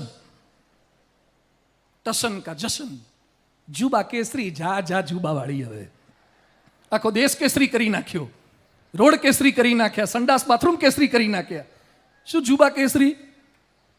કરોડ રૂપિયા મળે એટલે આખા દેશને ખોટા રવાડે ચડાવે છે. એના હાથમાં છે આપણને ફાકી ખવડાવી કે ન ખવડાવીએ. હું જાહેરની અંદર બોલી રહ્યો છું, જે લોકો વ્યસન કરે છે એનો મને વાંધો નથી કદાચ, પણ બીજાને વ્યસન કરવાની પ્રેરણા આપે છે ને, એ તો સમાજમાં સદંતર ખોટું કામ કરી રહ્યા છે. એ ના થવું જોઈએ. આપણે નિર્વ્યસની બનવું છે અને બીજાને નિર્વ્યસની બનાવવા છે. જાદુગર કેલાલ, આમાંથી કેટલાકે જાદુગર કેલાલના શો જોયા છે. 19,000 શો કર્યા હતા જાદુગર કેલાલે. એકવાર ગુટકાની કંપનીવાળા જાદુગર કેલાલ પાસે આવ્યા અને કેલાલને કહે છે કે ગુટકાની પડીકી હાથમાં પકડવાની, બોલવાનું, વાહ મજા આ ગયા. તો કે શું થાય? એ કે 11 લાખ આપું. કેલાલ કે ના થાય. 25 લાખ આપું. ના થાય. 75 લાખ આપું. મહારાષ્ટ્રનો આ પ્રસંગ છે અને એ સમયે એક મિનિસ્ટર હાજર હતા. કેલાલને કે કેલાલ સાહેબ લે લો, બડી ઓફર હે. એ સમયે કેલાલ બોલ્યા કે મેં પ્રમુખ સ્વામી મહારાજને વચન આપ્યું હતું કે ક્યારે વ્યસન કરીશ નહીં ને કોઈને વ્યસનની પ્રેરણા આપીશ નહીં. કેલાલ સાહેબ પોતાના પ્રત્યેક શોમાં BAPS સંસ્થાએ આપેલો વ્યસન મુક્તિ શો બતાવતા હતા. અરે 75 લાખ આપે છતાં કેલાલ ક્યારે વ્યસન કરતા નહીં, વ્યસનની જાહેરાત ન કરતા. આપણે ગણેશ ઉત્સવ એટલે આ કરવું છે. ગણપતિની સ્થાપના એટલે આપણામાં સદાચારની સ્થાપના થાય તો ગણપતિની સ્થાપના સાચી. આપણામાં નિર્વ્યસનીપણાની સ્થાપના થાય તો ગણપતિની સ્થાપના સાચી. એટલે આ સાથે સાથે કરતા જવાનું, સંકલ્પ કરીને ઊભા થવાનું, નિર્વ્યસની જીવન. અને બીજું છે ચારિત્રની પવિત્રતા. ચારિત્રની પણ પવિત્રતામાં ઘસારો આવતો જાય છે. મોટા મોટાને તકલીફ થાય છે. બિલ ગેટ્સે લગ્ન કર્યા લનાઈ ટાપુ ઉપર. 25 વર્ષ પહેલા આખો ટાપુ ભાડે રાખ્યો, હેલિકોપ્ટર ભાડે રાખ્યા અને કોઈ મીડિયાને પ્રવેશ ના આપ્યો કે લગ્ન ખાનગી રાખવા છે. 25 વર્ષ પછી છૂટાછેડા ખાનગી રાખી ન શક્યા. બિલ ગેટ્સને છૂટાછેડા થયા. કેમ? આખી દુનિયાને વિન્ડોઝની ભેટ આપી શક્યા પણ પોતાની સેક્રેટરી આગળ પોતાની વિન્ડોઝ બંધ ન કરી શક્યા, એટલે તકલીફ થઈ છે. અઘરું આ છે. આજે દુનિયામાં બીજી વાતો કરવી સહેલી છે પણ પવિત્ર થવું. માઇક ટાઇસન 500 પાઉન્ડનો પંચ મારે, મારું તમારું મોઢું ફરી જાય. પણ એ જ માઇક ટાઇસન જેલમાં ગયો, કેટલા વર્ષ સુધી જેલમાં ગયો, બળાત્કાર કેસમાં આવી ગયો, હોલીફિલ્ડનો કાન ખાઈ ગયો. આપણે પવિત્ર સમાજનું નિર્માણ કરવું છે. સરદાર વલ્લભભાઈ પટેલને મારે ફરીથી યાદ કરવા છે. 33 વર્ષે સરદાર વિધુર થઈ ગયા હતા. 33 વર્ષે વિધુર. સરદાર ચરોતરના હતા, કરમસદના હતા, 6 ગામના હતા, કેટલાય માગા આવતા હતા. સરદાર 75 વર્ષ સુધી લગભગ જીવ્યા. એક બીજી સ્ત્રી તો કરી નથી પણ જિંદગીમાં ચારિત્રના નામે એક કલંક લાગવા દીધું નથી. આપણે દેશ આવો બનાવો છે તાકાત તો જનરેટ થાય. અને અત્યારે પરિસ્થિતિ કેવી છે? એક ભાઈ આર્કિટેક્ટ મારી પાસે આવ્યા, મને કે સ્વામી મારી પત્નીને બીજે અફેર છે. મારી પત્નીને બીજે અફેર છે એટલે બધું એવું ના હોય. મને કે ના ના, 3 મહિનાના બિલ કાઢ્યા છે, ડિટેલ બિલમાં પકડાઈ છે. અને રાત્રે હું સૂઈ જાઉં પછી ઓનલાઈન હોય છે, ચેટિંગ કરતી હોય છે, બધું. કદાચ ભૂલ સ્વીકારે તો માફ કરી દો. મને કે સ્વામી એમ કે છે કે he is my friend and you are my husband, I will keep both. હું બે રાખીશ, તું મારો પતિ છે ને પેલો મારો ફ્રેન્ડ છે. બધું. આ તો ભારી પરિસ્થિતિ કહેવાય. લગ્નના 12 વર્ષ થયા, 10 વર્ષનું સંતાન છે. બધું. તમારી પત્ની ભણેલા છે? મને કે એક સ્કૂલમાં શિક્ષિકા છે. એક સ્કૂલમાં શિક્ષિકા તરીકે ચારિત્રના પાઠ શું ભણાવે? ભારત વર્ષની અંદર લગ્ન કરવાની ના નથી. લગ્ન કરતા પહેલા 25 જગ્યાએ જોવા જવાની છૂટ છે પણ લગ્ન કરી લીધા પછી એક પણ જગ્યાએ જોવાની છૂટ નથી. એ વફાદારી, એ સ્ત્રીઓની વફાદારી, એ પુરુષની વફાદારી, આ કોઈ બંધન નથી. આજે સમાજમાં જેટલા રોગ વધ્યા છે, અનાચાર વધ્યો છે, દૂષણો વધ્યા છે, એના મૂળની અંદર આ અપવિત્રતા છે. ભારતને આપણે આવો દેશ નથી બનાવો. અમે લંડનમાં હતા, હરિભક્ત જયેન્દ્રભાઈને મેં પૂછ્યું બાજુમાં કોણ રહે છે? મને કે બાજુમાં એક ધોળી બાઈ રહે છે, એક વ્હાઈટ લેડી રહે છે. એના પતિ શું કરે? મને કે કયા પતિની વાત કરું? પતિ શું કરે એટલે કયા પતિની વાત કરું? આવું કઈ જવાબ છે? મને કે એના 3 પતિ છે, 3 પતિ. અત્યારે કોની જોડે રહે? મને કે 3 પતિ ગયા, એકલી જ રહે છે. કેટલા સંતાન છે? 7 સંતાન. પછી મેં સર્ચ કર્યું, તપાસ કરી. ઇંગ્લેન્ડમાં જેને ખબર નથી કે મારી માં કોણ છે ને બાપ કોણ છે, એવા 15 લાખ બાળકો છે. 15 લાખ બાળકો ઇંગ્લેન્ડમાં છે જેને માની પણ ખબર નથી, બાપની ખબર નથી. આ લિવ ઇન રિલેશનશીપના કોન્સેપ્ટ એ આપણા ભારત દેશના અને હિન્દુસ્તાનના નથી. આપણા ત્યાં તો ચોરીમાં ફેરા પર્યા પછી અગ્નિની સાક્ષી એ ભેગા થયા હતા અને આપણને છૂટા કરે તો અગ્નિ છૂટા કરે, બાકી દુનિયાની કોઈ તાકાત છૂટા ના કરે. એ ભારત વર્ષની અસ્મિતા છે. એ પવિત્રતા હોય તો ભારત વધારે સારો દેશ બની શકે. અને આપણને બધાને બગાડવામાં મોટો ફાળો હોય તો ઇન્ટરનેટનો ફાળો છે, વેબ સિરીઝોનો ફાળો છે. આજે આમ ગણપતિ ઉત્સવમાં બોલું છું, બધા બેસશે, ઘણા એમ લાગે મોડું થયું. અહીંયાથી ઘરે ગયા પછી પણ કેટલાક ઓનલાઈન થશે. ઘણાની બેટરી ખૂટે પણ શ્રદ્ધા ન ખૂટે. હા, બેટરી ખૂટી જાય તો એ શ્રદ્ધા ના ખૂટે. એમાં ખરેખર જો ધ્યાન નહીં રાખે ને તો આપણને બગડતા વાર નહીં લાગે. એટલે ચેતતા રહેવાનું છે. આપણે ભારતને પવિત્ર દેશ બનાવવો છે. આ સીતાનો દેશ છે, આ લક્ષ્મણનો દેશ છે, આ અહલ્યાનો દેશ છે, આ સંસ્કારો વાળો દેશ છે, પવિત્રતા વાળો દેશ છે. પરમ પૂજ્ય પ્રમુખ સ્વામી મહારાજ ખાલી 6 ચોપડી ભણેલા હતા. હા, પ્રમુખ સ્વામી મહારાજ બહુ સાદું ગુજરાતી બોલતા હતા, હિન્દી તો ભૂલવાળું બોલતા હતા, ઇંગ્લિશ તો ભાગ્યે જ 2-5 શબ્દો બોલતા હતા. છતાં પ્રમુખ સ્વામી મહારાજની પવિત્રતાનો કેવો પ્રભાવ પડ્યો. ખાલી ચહેરાની સુંદરતા પર ન જતા, ચહેરાને નિખાર લાવો ને હાબુ લગાવો ને ક્રીમ લગાવો ને શેમ્પુ લગાવો. યાદ રાખો, અત્યારે ક્રીમો જે લગાવો છો ને અને ક્રીમો લપસી જાય છે, એવા હુંવાળા ગાલ છે ને, અમુક ઉંમર થશે ને એટલી કરટલીઓ પડશે ને ક્રીમો હલવાઈ જશે, અંદર ક્રીમ હલવાઈ જશે. ચહેરાની સુંદરતા ખાલી કામ લાગતી નથી, હૃદયની પવિત્રતા વધારે કામ લાગે છે.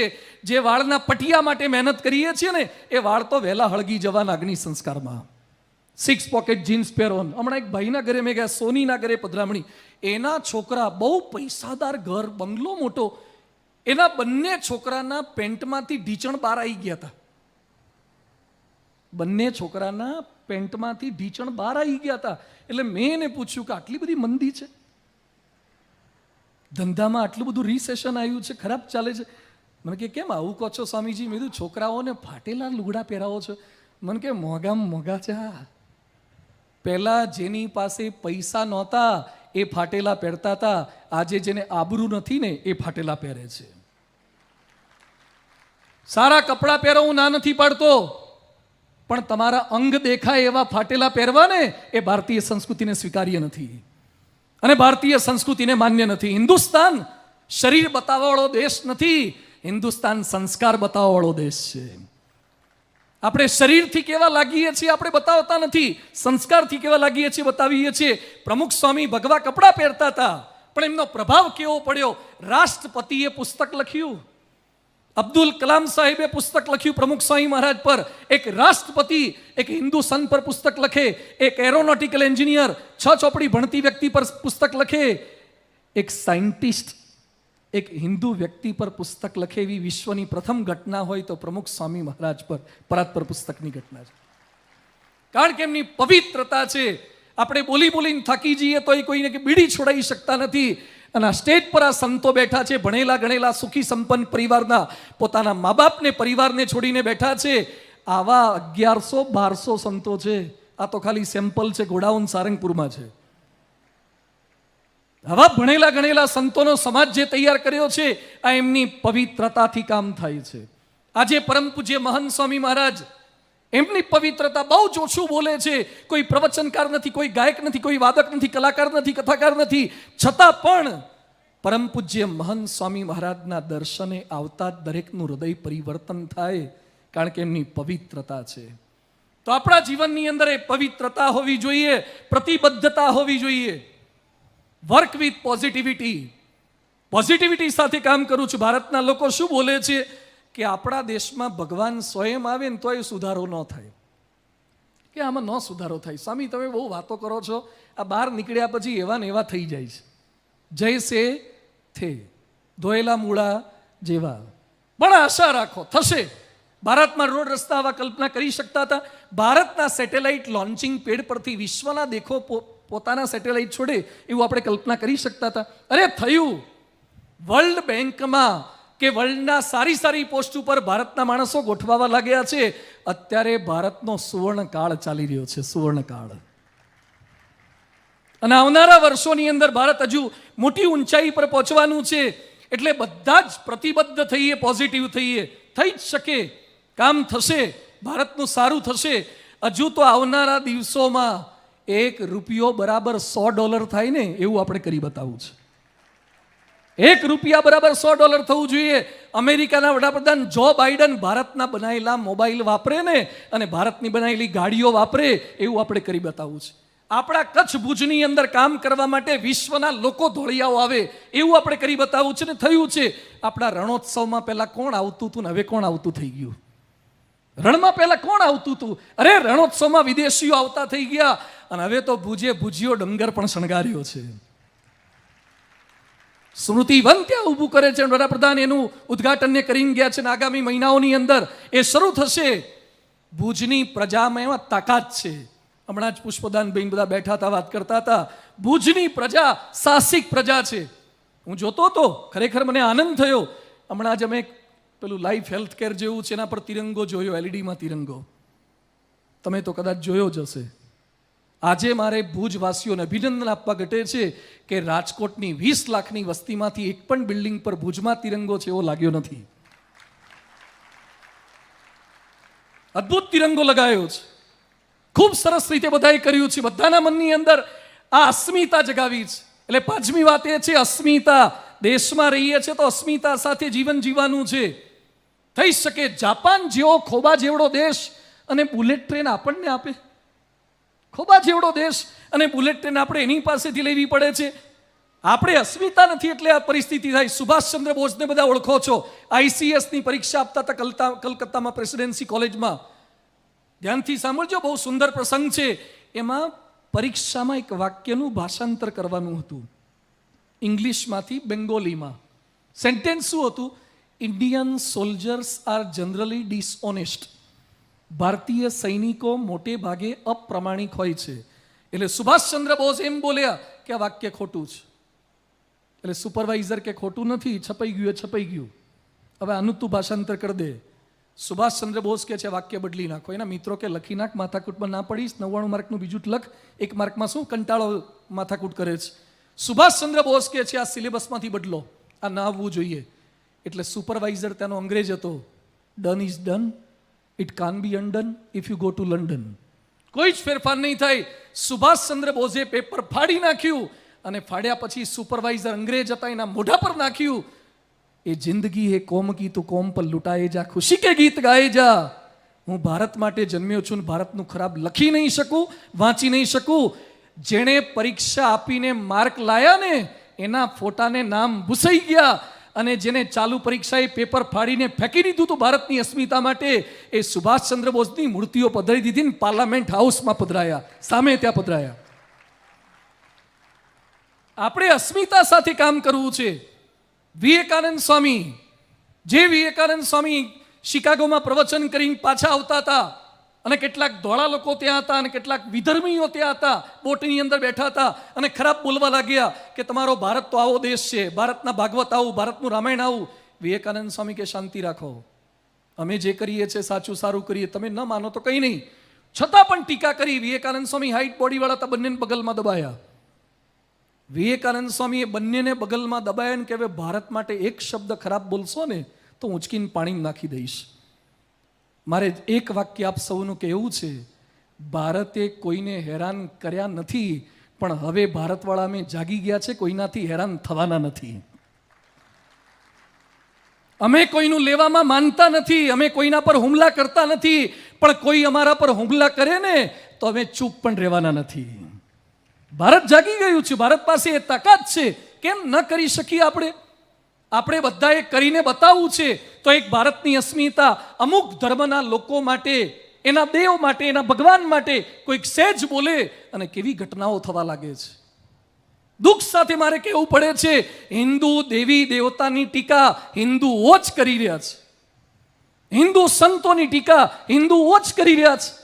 અરે એક ખ્રિસ્તી એવો લાવો જે ચર્ચ નકામા છે એવું બોલતો હોય, એક મુસ્લિમ એવો લાવો જે મસ્જિદોની નમાજની મદ્રેસાની ટીકા કરતો હોય, અને હું તમને હજારો હિન્દુ એવો બતાવું જેને મંદિર નકામા લાગતા હોય, હિન્દુ સંતો નકામા લાગતા હોય.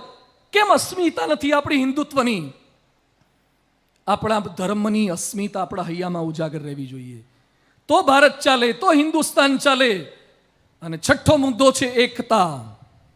વિવિધતામાં એકતા. 34 કરોડની વસ્તીવાળો ભારત દેશ 50,000 અંગ્રેજોનો ગુલામ થઈ ગયો હતો.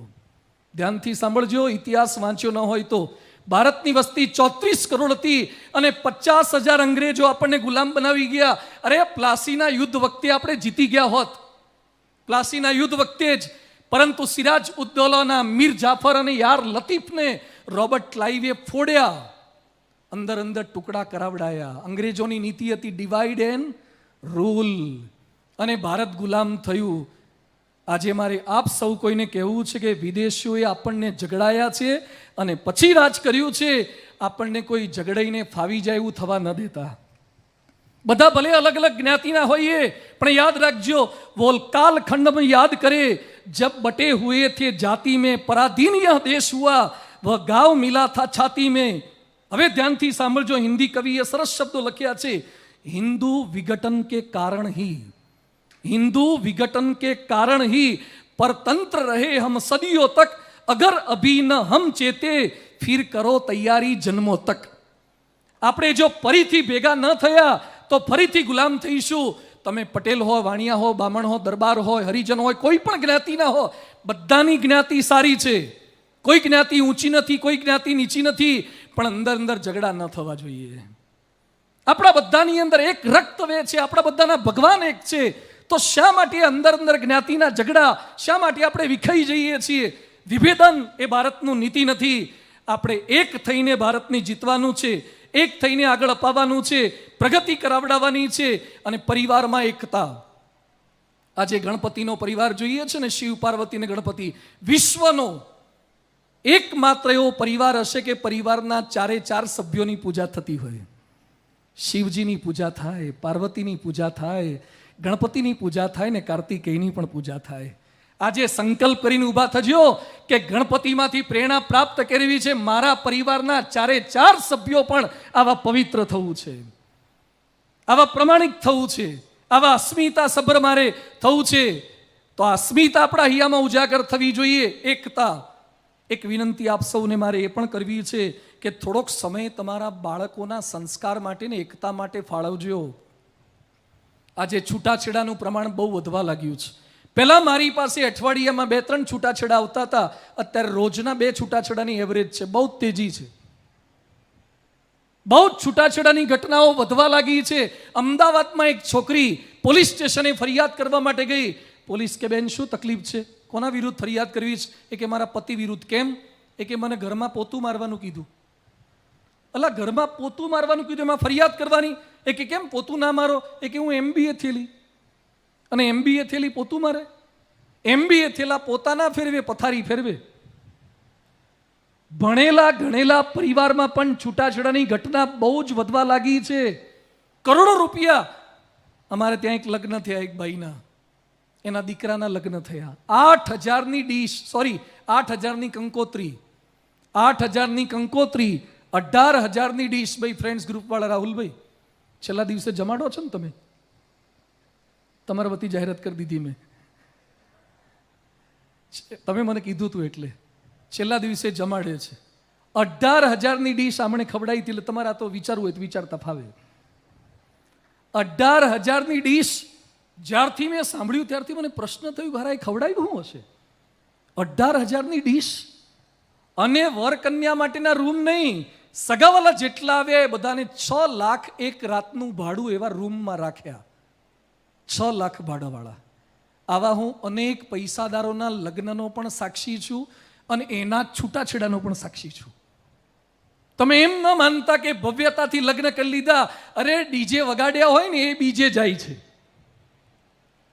ડીજે વગાડીને ઘેર લાયા હોય ને એ પાછા બીજે જાય છે. એટલે ખાલી ડીજેમાં ન પડતા હોય તો વગાડજો, ના નથી પાડતો, પણ સાથે સાથે એકતા રે, એ કાર્ય કરવાનું છે. સામાજિક સમરસતા રે અને પરોપકારિતા, સેવાની ભાવના. આજે ફરીથી આ ગ્રુપના વખાણ કરું છું, જે કાર્ય તમે કરી રહ્યા છો. હમણાં આપણા મનજીભાઈ જાદવ ને, હા મનજીભાઈ વેકરિયા, એણે પણ લંપી વાયરસ સામે ગાયો આપણી, એમણે બીજા બધા જે લોકોએ આ ગાયોના વાયરસની અંદર આપતકાળમાં જેણે જેણે સેવા કરી છે, બધાને જોરદાર તાળીઓથી વધાવી દો. ગાય માતા છે, બોલે તો લાખો કરોડો લોકો, પણ ગાય માતા માટે કામ કરીને બતાવ્યું છે. પરોપકારી. દિવસમાં થોડોક સમય તો પરોપકાર માટે કાઢો. અઠવાડિયે થોડોક સમય કાઢો, કંઈક ઘસાવાની ભાવના રાખો. શા માટે બધા સંતોએ પોતાનો પરિવાર છોડી દીધો છે? અમને શું આપી દે છે અહીંયા? બાર લોકો એમ માને છે કે સ્વામિનારાયણ વાળા સુખી બહુ હોય, બરાબર ને? બાર લોકો શું બોલે? નોકરી કરવી તો સરકારની, સાધુ થવું તો, બોલો તો બધા સ્વામિનારાયણના. તમે અમને સુખી માનો છો? હા કે ના? અમે સુખી ખરા? હા કે ના? બોલો તો તમારા છોકરાને મોકલો ને આ બાજુ. કેમ મોકલતા નથી? સૌથી સુખી અમે છીએ, પણ છતાં અહીંયા એમને સુખી રહેવાય છે. શું તપ છે, શું ત્યાગ છે, તિતિક્ષા છે, સહનશીલતા છે. અરે અમારે સંસારમાં નહોતું પડવું એટલે તો આ બાજુ આવ્યા. હવે ગામ આખાને છૂટાછેડાની ચિંતા કરવાની. અમેરિકાથી એક ભાઈઓનો મેલ આવ્યો. મને કે સ્વામી મારા માટે એક મદદ કરશો, ફેવર કરશો? મેં શું કરું? મને કે મારા લાયક કંઈ હોય તો જોજો ને રાજકોટમાં. એટલે મેં મેં મારા માટે ના જોયું, હવે તારા માટે હું જોઉં પાછો? મને કે સ્વામી થોડીક મહેનત કરજો ને. બધું વાંધો નહીં, તપાસ કરશું, કાર્યકર્તાઓને કહીશું, પણ તારી ઉંમર તો શું? એ તો કે. મને કે ઉંમરને કોણ પૂછે છે? સામેવાળા પૂછે છે. હવે કોણ પૂછે છે? એટલે તું કેટલી ઉંમર છે? એ કે ઓનલી 45. બધું વાઇન્ડ અપ કર, હવે વાઇન્ડ અપ કર. 45 વર્ષે પાછો કન્યાઓ હોધવા ગુજરાતમાં નીકળ્યો છે. આજે 80 વર્ષે પણ બીજું કરવાવાળા ભારતમાં છે.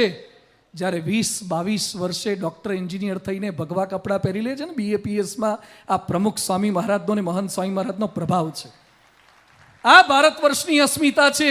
આ સાધુ સંતોએ જે પરિવાર છોડ્યો છે ને, એ દેશ માટે. હમ ચલે તો હિન્દુસ્તાન ચલશે. આપણે ત્યાગના રસ્તા પર ચાલીશું તો દેશ ત્યાગના રસ્તા પર ચાલશે. આપણે પવિત્રના રસ્તા પર ચાલશું તો દેશ પવિત્રતાના રસ્તા પર ચાલશે. તો ચોક્કસ શક્ય બનશે. એટલે આજે આપ બધાને પણ વિનંતી છે, થોડુંક પરોપકારનું કાર્ય. અને ભુજ ભૂકંપવાસી તો સાક્ષી છે પરમ પૂજ્ય પ્રમુખ સ્વામી મહારાજના એ પરોપકારના. સૌથી પહેલા પહોંચનારી સંસ્થામાં અનેક સંસ્થાઓ હતી, પણ first to reach and last to leave it was BAPS, પરમ પૂજ્ય પ્રમુખ સ્વામી મહારાજ. ભુજમાં એમણે કાર્ય કર્યું છે. મારે ગણાવવું નથી, કારણ કે ગણાવવા માટે કોઈ કાર્ય કરતા નહોતા. પણ છેલ્લું મારે કાર્ય ગણાવવું છે. હમણાં રશિયા યુક્રેનનું યુદ્ધ ચાલુ હતું, એમાં નરેન્દ્રભાઈ મોદીનો સંતો પર ફોન આવ્યો. એમણે કીધું સ્વામીજી આપણા ભારતીય યુવાનોને પાછા લાવવા છે, પણ એ લોકોને તકલીફ પડે છે, એ લોકોને ખાવાની તકલીફ છે, ઉતારાની તકલીફ છે. અને મને આશા છે કે BAPS સંસ્થા કામ કરી શકશે. રાત્રે 12:30 થી 1:30 વાગ્યા સુધી સંતો ઓનલાઈન મિટિંગમાં જોડાયા. અને 2 દિવસમાં તો Switzerland, Germany, Paris, Austria, Netherland, Poland, બધા દેશોમાંથી 67 સ્વયંસેવકો ત્યાં પહોંચી ગયા. 10 દિવસ સુધી BAPS સંસ્થાએ રસોડા શરૂ કર્યા. અને ભારતથી યુક્રેન ભણવા ગયેલા 10,000થી વધારે વિદ્યાર્થીઓને સાચવ્યા, રમાડ્યા, જમાડ્યા અને પ્લેનમાં બેસાડવા સુધીની સેવા BAPS સંસ્થાએ કરી છે. ભુજમાં રસોડું શરૂ કરવું સહેલું છે, પણ જ્યાં રશિયાની મિસાઇલો આવતી હોય, બોમ્બ ફૂટતા હોય, ત્યાં રસોડા શરૂ કરવા અઘરા છે. અને નરેન્દ્ર મોદી ફોન કરે BAPS સંસ્થાને કે મને વિશ્વાસ છે આ કાર્ય BAPS સંસ્થા કરી શકશે. ભારતનું નામ સુધારી દીધું પરમ પૂજ્ય પ્રમુખ સ્વામી મહારાજે પરોપકારિતાથી અને પરમાર્થતાથી. આજે જણાવતા આનંદ થાય છે કે ભારતની છબી આખી. આજે આપણે ગણપતિ પધરાયા છે ને, વિદેશના લોકો ગણપતિને જોઈને શું બોલે? Elephant God. અને હનુમાનજીને મંકી ગોડ બોલતા હતા. પ્રમુખ સ્વામી મહારાજે લંડનમાં મંદિર પધરાયું અને એમાં ગણપતિ હનુમાનજી પધરાઈ દીધા. લંડનમાં અત્યાર સુધીમાં 24 લાખ ગોરા વિદ્યાર્થીઓ આવી ગયા, 24 લાખ વિદેશી વિદ્યાર્થી. અને બધા જ ગણપતિ અને હનુમાનજીને વંદન કરે. અને આપણે નિયમ રાખ્યો છે, ત્યાં સ્કેચ બુકમાં હનુમાનજી ગણપતિના ચિત્ર દોરતા થઈ ગયા વિદેશી વિદ્યાર્થીઓ. પ્રમુખ સ્વામીજીએ વિદેશમાં મંદિરો કરીને હનુમાનજી ગણપતિ પધરાઈ દીધા. અને આપણે તો ભુજમાં સ્થાપન કર્યું છે ને. હવે જણાવતા આનંદ થાય છે કે નરેન્દ્રભાઈ મોદીએ વિનંતી કરી કે દુબઈ, અબુધાબીમાં પણ ગણપતિની સ્થાપના થવી જોઈએ. અને કરી શકે એવું હોય તો કોણ કરી શકશે? તો BAPS સંસ્થા કરી શકશે. ત્યાંના શેખે 28 એકર જમીન ડોનેશનમાં આપી. મુસ્લિમ શેખે 28 એકર જમીન આપી, બીજી પાર્કિંગની આપી. અત્યારે મંદિરનું કામ ચાલુ છે. અને ગઈકાલે જ ભારતના વિદેશ પ્રધાન S જયશંકર ત્યાં જઈ આવ્યા, ઈંટ મૂકી આવ્યા. અનેક લોકો આવી ગયા. આપને જણાવતા આનંદ થાય છે કે વિદેશની ભૂમિ ઉપર આવનારા વર્ષમાં આપણા ગણપતિ દાદા, હનુમાનજી, રામ, કૃષ્ણ, સીતા બધાને પ્રમુખ સ્વામી, મહંત સ્વામી ત્યાં પધરાવાના છે. આમ ચલે તો હિન્દુસ્તાન ચલે. હિન્દુસ્તાન ખાલી ભારતમાં જ નહીં પરંતુ વિશ્વના અનેક દેશોની અંદર ભારતની અસ્મિતા જગાવી છે. આવનારા વર્ષોમાં અમેરિકામાં 254 એકરમાં અક્ષરધામ બની રહ્યું છે. અને સાથે સાથે મહંત સ્વામી મહારાજે પ્રમુખ સ્વામીનો સંકલ્પ હતો કે ભુજ પણ સંસ્કારી નગરી છે. કચ્છ નહીં દેખા તો कुछ नहीं देखा और कच्छ में कुछ ऐसा बनना चाहिए जो नहीं देखा तो कच्छ भी नहीं देखा. કચ્છમાં કંઈક એવું બનવું જોઈએ. એટલે જે અક્ષરધામ ગાંધીનગરમાં છે, જે અક્ષરધામ દિલ્હીમાં છે, જે અક્ષરધામ અમેરિકામાં છે, જે મંદિર દુબઈ, અબુધાબીમાં છે, એવા જ પ્રકારનું સુંદર મંદિર એરપોર્ટ રોડ ઉપર BAPS સંસ્થા બનાવી રહી છે. આવનારા વર્ષોમાં આપની પેઢીઓ સંસ્કારી બને. યાદ રાખજો, તમે સ્વામિનારાયણના હો કે ના હો, આ મંદિર ભારતવાસી માત્ર માટે બની રહ્યું છે, માનવ માત્ર માટે બની રહ્યું છે. કોઈ સંતોને રહેવા માટે, સુવા માટે મંદિર નથી બનાવતા. અમારી તો પાછળની કોઈ પેઢી જ નથી, પણ તમારી પેઢી વધારે સારી થાય ને એના માટે આ મંદિર બનાવી રહ્યા છે. બાળ સભાઓ, સંસ્કાર સભાઓ એ આ મંદિર દ્વારા થશે. આપ સૌને મારી વિનંતી છે, આવનારો સમય બહુ ભારે છે. તમારા જ સંતાનોને સંસ્કાર આપવાને અતિશય અઘરું છે. એક ભાઈ મારી પાસે આવ્યા, મને કે સ્વામી મારો છોકરો બાઇકની માગણી કરે છે, તો બાઇક આપી દો પૈસા હોય તો. મને કે સ્વામી હજી તો 8માં ભણે છે, તો ના અપાય. મને કે એને સમજાવો ને, તું રજા હોય તો લઈ આવજો. મને કે એને કાયમ રજા જ છે. તું કેમ? એણે નક્કી કર્યું છે કે જ્યાં સુધી બાઇક ના આપો ત્યાં સુધી સ્કૂલે ના જવું, અને બાઇક નહીં આપો તો ટ્રક નીચે ઘૂસી જઈશ અને આત્મહત્યા કરીને મરી જઈશ. તો આ તો ભારે કહેવાય. તું લઈ આવો તો એને. મને કે બહાર જ બેસાડ્યો છે, એટલે એને ઓફિસમાં લાવે. મેં કીધું તમે બહાર જાઓ, એને બેસાડો. એ છોકરો 8મા ધોરણમાં ભણતો છોકરો મારી પાસે બેઠો. એટલે તમારા જેવા કોઈક ભક્ત છે ને, કાજુ કતરી આપી ગયા હતા. એટલે મેં એના મોઢામાં 2 કાજુ કતરી ખવડાવી. કારણ કે રેઝર ફેરવતા પહેલાં બ્રશ થોડો ફેરવ્યો તો સારો પડે, થોડું કૂણું કર્યું હોય તો પછી અસ્ત્રો મારતા ફાવે. એટલે મેં કાજુ કતરી ખવડાવી. એટલી સરસ રીતે વાતો કરી. 20 મિનિટ પછી એ છોકરો મને કે સ્વામી અત્યાર સુધીમાં હું એટલા માણસોને મળ્યો છું, પણ તમારા જેવો કન્વિન્સિંગ પાવર મેં કોઈનામાં જોયો નથી. શું તમે દાખલા દલીલથી સમજાવી દીધું? તમારામાં લોજિક પાવર છે, સાયન્સ છે, મિકેનિઝમ છે, અધ્યાત્મ છે, ગજબની તમારી સમજાવવાની શક્તિ છે. એટલે 2 ઘડી તો મને આનંદ થઈ ગયો કે આ આપણને ઓળખી શક્યો. તું બોલ હવે શું કરીશ? મને કે તમારી પાસે આટલી સરસ સમજાવવાની શક્તિ છે તો મારા પપ્પાને સમજાઈ દો ને, મને બાઇક લઈ આપે. ડોબા 20 મિનિટ એના માટે નહોતી કાઢી. આ નવી પેઢીને સમજાવવી, સુધારવી અતિશય અઘરી છે. પણ છતાં આવા છોકરાઓ પણ અમારી પાસે આવે છે ને, લાઈને ચડે છે. આજે હું આપને છેલ્લે એટલી જ વિનંતી કરું છું, BAPS સંસ્થા હોય કે કોઈ પણ સંસ્થા હોય, કોઈ પણ ધાર્મિક સંસ્થા, થોડાક સંકલ્પ આપને મારે કરાવવા છે. પ્રમાણિક જીવનનો સંકલ્પ કરીને ઊભા થજો, પવિત્ર જીવનનો સંકલ્પ કરીને ઊભા થજો, નિર્વ્યસની જીવનનો સંકલ્પ કરીને ઊભા થજો. અને કોઈ પણ જ્ઞાતિનું, કોઈ પણ ધર્મનું, કોઈ પણ સંપ્રદાયનું ક્યારે ખરાબ બોલવું નહીં, એ પ્રતિજ્ઞા કરીને ઊભા થજો. જે કરે છે બધા જ સારું કરી રહ્યા છે. મારાથી થાય એટલી મારે તનથી, મનથી, ધનથી મદદ કરવી છે. અને ભારતનું ક્યારેક ખરાબ બોલીશ નહીં, ખરાબ લખીશ નહીં, ખરાબ વિચારીશ નહીં. અને ભારતને મારે જુદી હાઈટ પર પહોંચાડવું છે. ચંદ્રયાન ઉપર પહોંચાડીએ છીએ ને, હજુ તો આવનારા દિવસો જોજો તમે. આવનારા દિવસોમાં અયોધ્યામાં રામ મંદિર થાય, એ પણ આપણો ભારત વર્ષનો સંકલ્પ છે. આપણે બધા એક રુચિવાળા, એક અવાજવાળા થઈએ, રામ મંદિર થશે. હજુ તો શરૂ થયું છે, કાશી ને મથુરા તો બાકી છે, એ પણ થશે. બધા જ એક વિચારવાળા થઈએ તો ચોક્કસ એ શક્ય બનશે. અહીંયા બેઠેલા યુવાધનને પણ મારી વિનંતી છે, ભુજના ભક્તજનો, નગરજનોને પણ વિનંતી છે, કચ્છના વિવિધ પ્રાંતમાંથી, વિસ્તારમાંથી આવેલા, નલિયાથી પણ કેટલાક આવ્યા છે, માંડવીથી પણ કેટલાક આવ્યા છે, એ બધાને મારી વિનંતી છે, ગણપતિ વિઘ્ન વિનાયક છે. આપના જીવનમાં આવતા તમામ વિઘ્નોને ભગવાન દૂર કરે.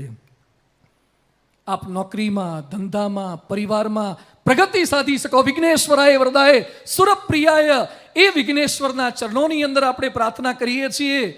આપણે બધા જ તને મને ધને સુખી સંપન્ન થઈએ અને ભારત વર્ષ માટે કંઈક કરી છૂટવાની પ્રતિજ્ઞા સાથે ઊભા થઈએ. ભારતની ટીકા ન કરીએ પણ ભારતને ટેકો આપીએ. ભારત માટે સૂચનો ના આપીએ, આદેશો ના આપીએ, પણ કંઈક સંકલ્પ કરીએ અને પ્રતિજ્ઞાબદ્ધ થઈએ. આટલા સુંદર આયોજન બદલ ફ્રેન્ડ્સ ગ્રુપના રાહુલભાઈ, સમગ્ર ટીમ, સમગ્ર સંચાલકોને પણ અભિનંદન છે. આપ બધા પણ મોડે સુધી આ લાભ લેવા માટે આવો છો. અલગ અલગ કાર્યક્રમો અહીંયા ગોઠવાય છે, પણ આજનો કાર્યક્રમ થોડોક રાષ્ટ્રીયતાને સમર્પિત કાર્યક્રમ, કારણ કે આઝાદી કા અમૃત મહોત્સવ 75 વર્ષ થયા છે ત્યારે અમૃત મહોત્સવ ભારત વર્ષ ઉજવે છે. 100 વર્ષ થાય ને ત્યારે ભારતનો શતાબ્દી અમેરિકા ઉજવે ને એવું આપણે કરી દેવું છે. કેનેડામાં ઉજવાય, યુકે, યુરોપમાં ઉજવાય. અને છેલ્લે આપ સૌને મારે આમંત્રણ આપવું છે. પરમ પૂજ્ય પ્રમુખ સ્વામી મહારાજ, જેમણે 17,000 ગામમાં વિચરણ કર્યું, 2.5 લાખ ઘરમાં ગયા, 7 લાખ પત્રો લખ્યા, વિશ્વના ખૂણે ખૂણે જઈ અમેરિકામાં 118 હિન્દુ મંદિરોની સ્થાપના કરી છે. 118. યુકે, યુરોપમાં 35, ઓસ્ટ્રેલિયા, ન્યુઝીલેન્ડની અંદર 17 જેટલા, આફ્રિકામાં 37 જેટલા આ મંદિરો પ્રમુખ સ્વામી મહારાજે 6 ચોપડી ભણેલા એક સંતે વિશ્વના ખૂણે ખૂણે ભારત ઊભું કરી દીધું છે. તમે દુનિયાના કોઈ પણ ખૂણે જશો ને તો ભારતીયતા ટકી રહે ને એના માટે BAPS સંસ્થાના સંતો ભક્તો પ્રયત્ન કરી રહ્યા છે. એવા પ્રમુખ સ્વામી મહારાજને અંજલિ આપવાની છે. જે ગાંધીજીએ રાષ્ટ્રનું આવું કામ કર્યું એને રાષ્ટ્રપિતા તરીકે નવાજીએ છીએ. જે સરદારે રજવાડા એક કર્યા એને સ્ટેચ્યુ ઓફ યુનિટી તરીકે સ્થાપના કરીએ છીએ. જે પ્રમુખ સ્વામી મહારાજે ભારતને અને ભારતીયતાને બચાવવા માટે પ્રયત્ન કર્યો છે, એવા પ્રમુખ સ્વામી મહારાજનો અમદાવાદમાં કર્ણાવતીમાં 15 ડિસેમ્બરથી 15 જાન્યુઆરી સુધી 600 એકરની જમીન પર SP રિંગ રોડ ઉપર, સરદાર પટેલ રિંગ રોડ ઉપર મહોત્સવ, શતાબ્દી મહોત્સવ ઉજવવાનો છે. આજ સુધી ગુજરાતના ઇતિહાસમાં, ભારત વર્ષના ઇતિહાસમાં ક્યાંય ન થયો હોય. ગ્રાઉન્ડ ઉપર અત્યારે 3,500 સ્વયંસેવકોને 100 સંતો સેવા કરી રહ્યા છે. કુલ 60,000 સ્વયંસેવકો અને 1200 સંતો ગ્રાઉન્ડ પર સેવા કરશે. જ્યાં 60,000 સ્વયંસેવકો કામ કરવાના હોય તો રોજના મુલાકાતીઓ કેટલા હશે? તમારે ફ્રેન્ડ્સ ગ્રુપમાં આટલા ભેગા કરવા હોય તો સ્વયંસેવક હોય છે. 60,000 વોલિયન્ટર, CA થયેલા, ડોક્ટર થયેલા, FCA થયેલા, MCA થયેલા, પોતાના નોકરી ધંધા મૂકીને સેવામાં આવી ગયા છે. અમદાવાદમાં 1 મહિના દરમિયાન જે મહોત્સવ ઉજવાશે એ ખાલી પ્રમુખ સ્વામીનો શતાબ્દી નથી, એ ભારતીયતાનો શતાબ્દી મહોત્સવ છે. એ સંસ્કૃતિનો શતાબ્દી મહોત્સવ છે. એ હિન્દુ સંસ્કૃતિનો શતાબ્દી મહોત્સવ છે. આજે પૂજ્ય વિવેક મંગલ સ્વામી, ભુજના તમામ સંતો વતી, સમગ્ર BAPS સંસ્થા વતી આપને હું સાદર નિમંત્રિત કરું છું. પૃથ્વી પર ન જોયો હોય એવો પહેલીવાર મહોત્સવ થાય છે. દુબઈના એક્સપોમાં જે ગ્લો ગાર્ડન નથી થયો એવો ગ્લો ગાર્ડન ત્યાં 8 એકરમાં ઊભો કરીએ છીએ. 18 એકરમાં બાલનગરી થાય છે, પ્રદર્શન ખંડો થાય છે, અતિ અદ્ભુત. એના પર PhD કરે ને વિદ્યાર્થીઓ એવું મેનેજમેન્ટ સાથે આખો ઉત્સવ થશે. આપ સૌ કોઈને પણ પ્રત્યક્ષ ઉત્સવમાં પધારવાનું હાર્દિક આમંત્રણ પાઠવીએ છીએ. અને પુનઃ આટલા સુંદર આયોજન બદલ ફ્રેન્ડ્સ ગ્રુપ, ભુજના અમારા કોઠારી પૂજ્ય વિવેક મંગલ સ્વામી, સર્વે સંતો, સર્વે કાર્યકર્તાઓ, હરિભક્તો અને ભુજની હજારોની નગર જનની, નગરમેદની જન્મનિધિ, ભુજની નગરી શિક્ષક નગરી છે, સંસ્કારી નગરી છે, સાહસિક નગરી છે. આવનારા વર્ષોમાં આપણી નોકરીથી, ધંધાથી, એકતાથી સાબિત કરીને બતાવીએ અને વિશ્વ આખામાંથી લોકો અહીંયા આવે. ને હમણાં હું છેલ્લે ભુજમાં આવ્યા હતા ને ત્યારે સ્લોગન નહીં, કચ્છવાળું છે અને બીજું એક લખ્યું હતું, મુસ્કુરાતે રહીએ. શું લખે છે? મુસ્કુરાતે રહીએ, અભી આપ કચ્છ में है. તમે લોકોને એમ કહો છો કે મુસ્કુરાતે રહીએ અભી કચ્છ में है, તો કેમ ડિપ્રેશનમાં રહો છો? કેમ ફ્રસ્ટ્રેશનમાં રહો છો? ભગવાને આ ના આપ્યું, તે ના આપ્યું, આ બધું જ બાજુ પર રાખો. બહુ જ મોટા પૂર્વના પુણ્ય હશે ત્યારે કચ્છમાં જન્મ આપ્યો છે, કચ્છી તરીકે જન્મ આપ્યો છે. એને સાકાર કરી શકીએ અને ભારતને મહાન બનાવી શકીએ. છેલ્લે ફરીથી જમણા હાથ ઊંચા કરી ભારત માતાનો જયઘોષ કરવો છે, હિન્દુસ્તાનનો જયઘોષ કરવો છે. ભારત માતા કી, ભારત માતા કી, વંદે વંદે. સારે જહાં સે અચ્છા, સારે જહાં સે અચ્છા. હિન્દુ તરીકે જન્મ્યા છીએ અને હિન્દુ તરીકે મૃત્યુ પામવું છે. આપણા યુગમાં આવનાર પ્રત્યેકને હિન્દુ તરીકે જીવાડવા છે, રાખવા છે. હિન્દુસ્તાન નહીં પણ હિન્દુસ્તાન બનાવીને જીવીએ એવું સાથે મળીને કરી શકીએ. ભગવાનના ચરણો પ્રાર્થના. ખૂબ ખૂબ આભાર. જય શ્રી ગણેશ, જય સ્વામિનારાયણ, જય શ્રી કૃષ્ણ, જય શ્રી રામ.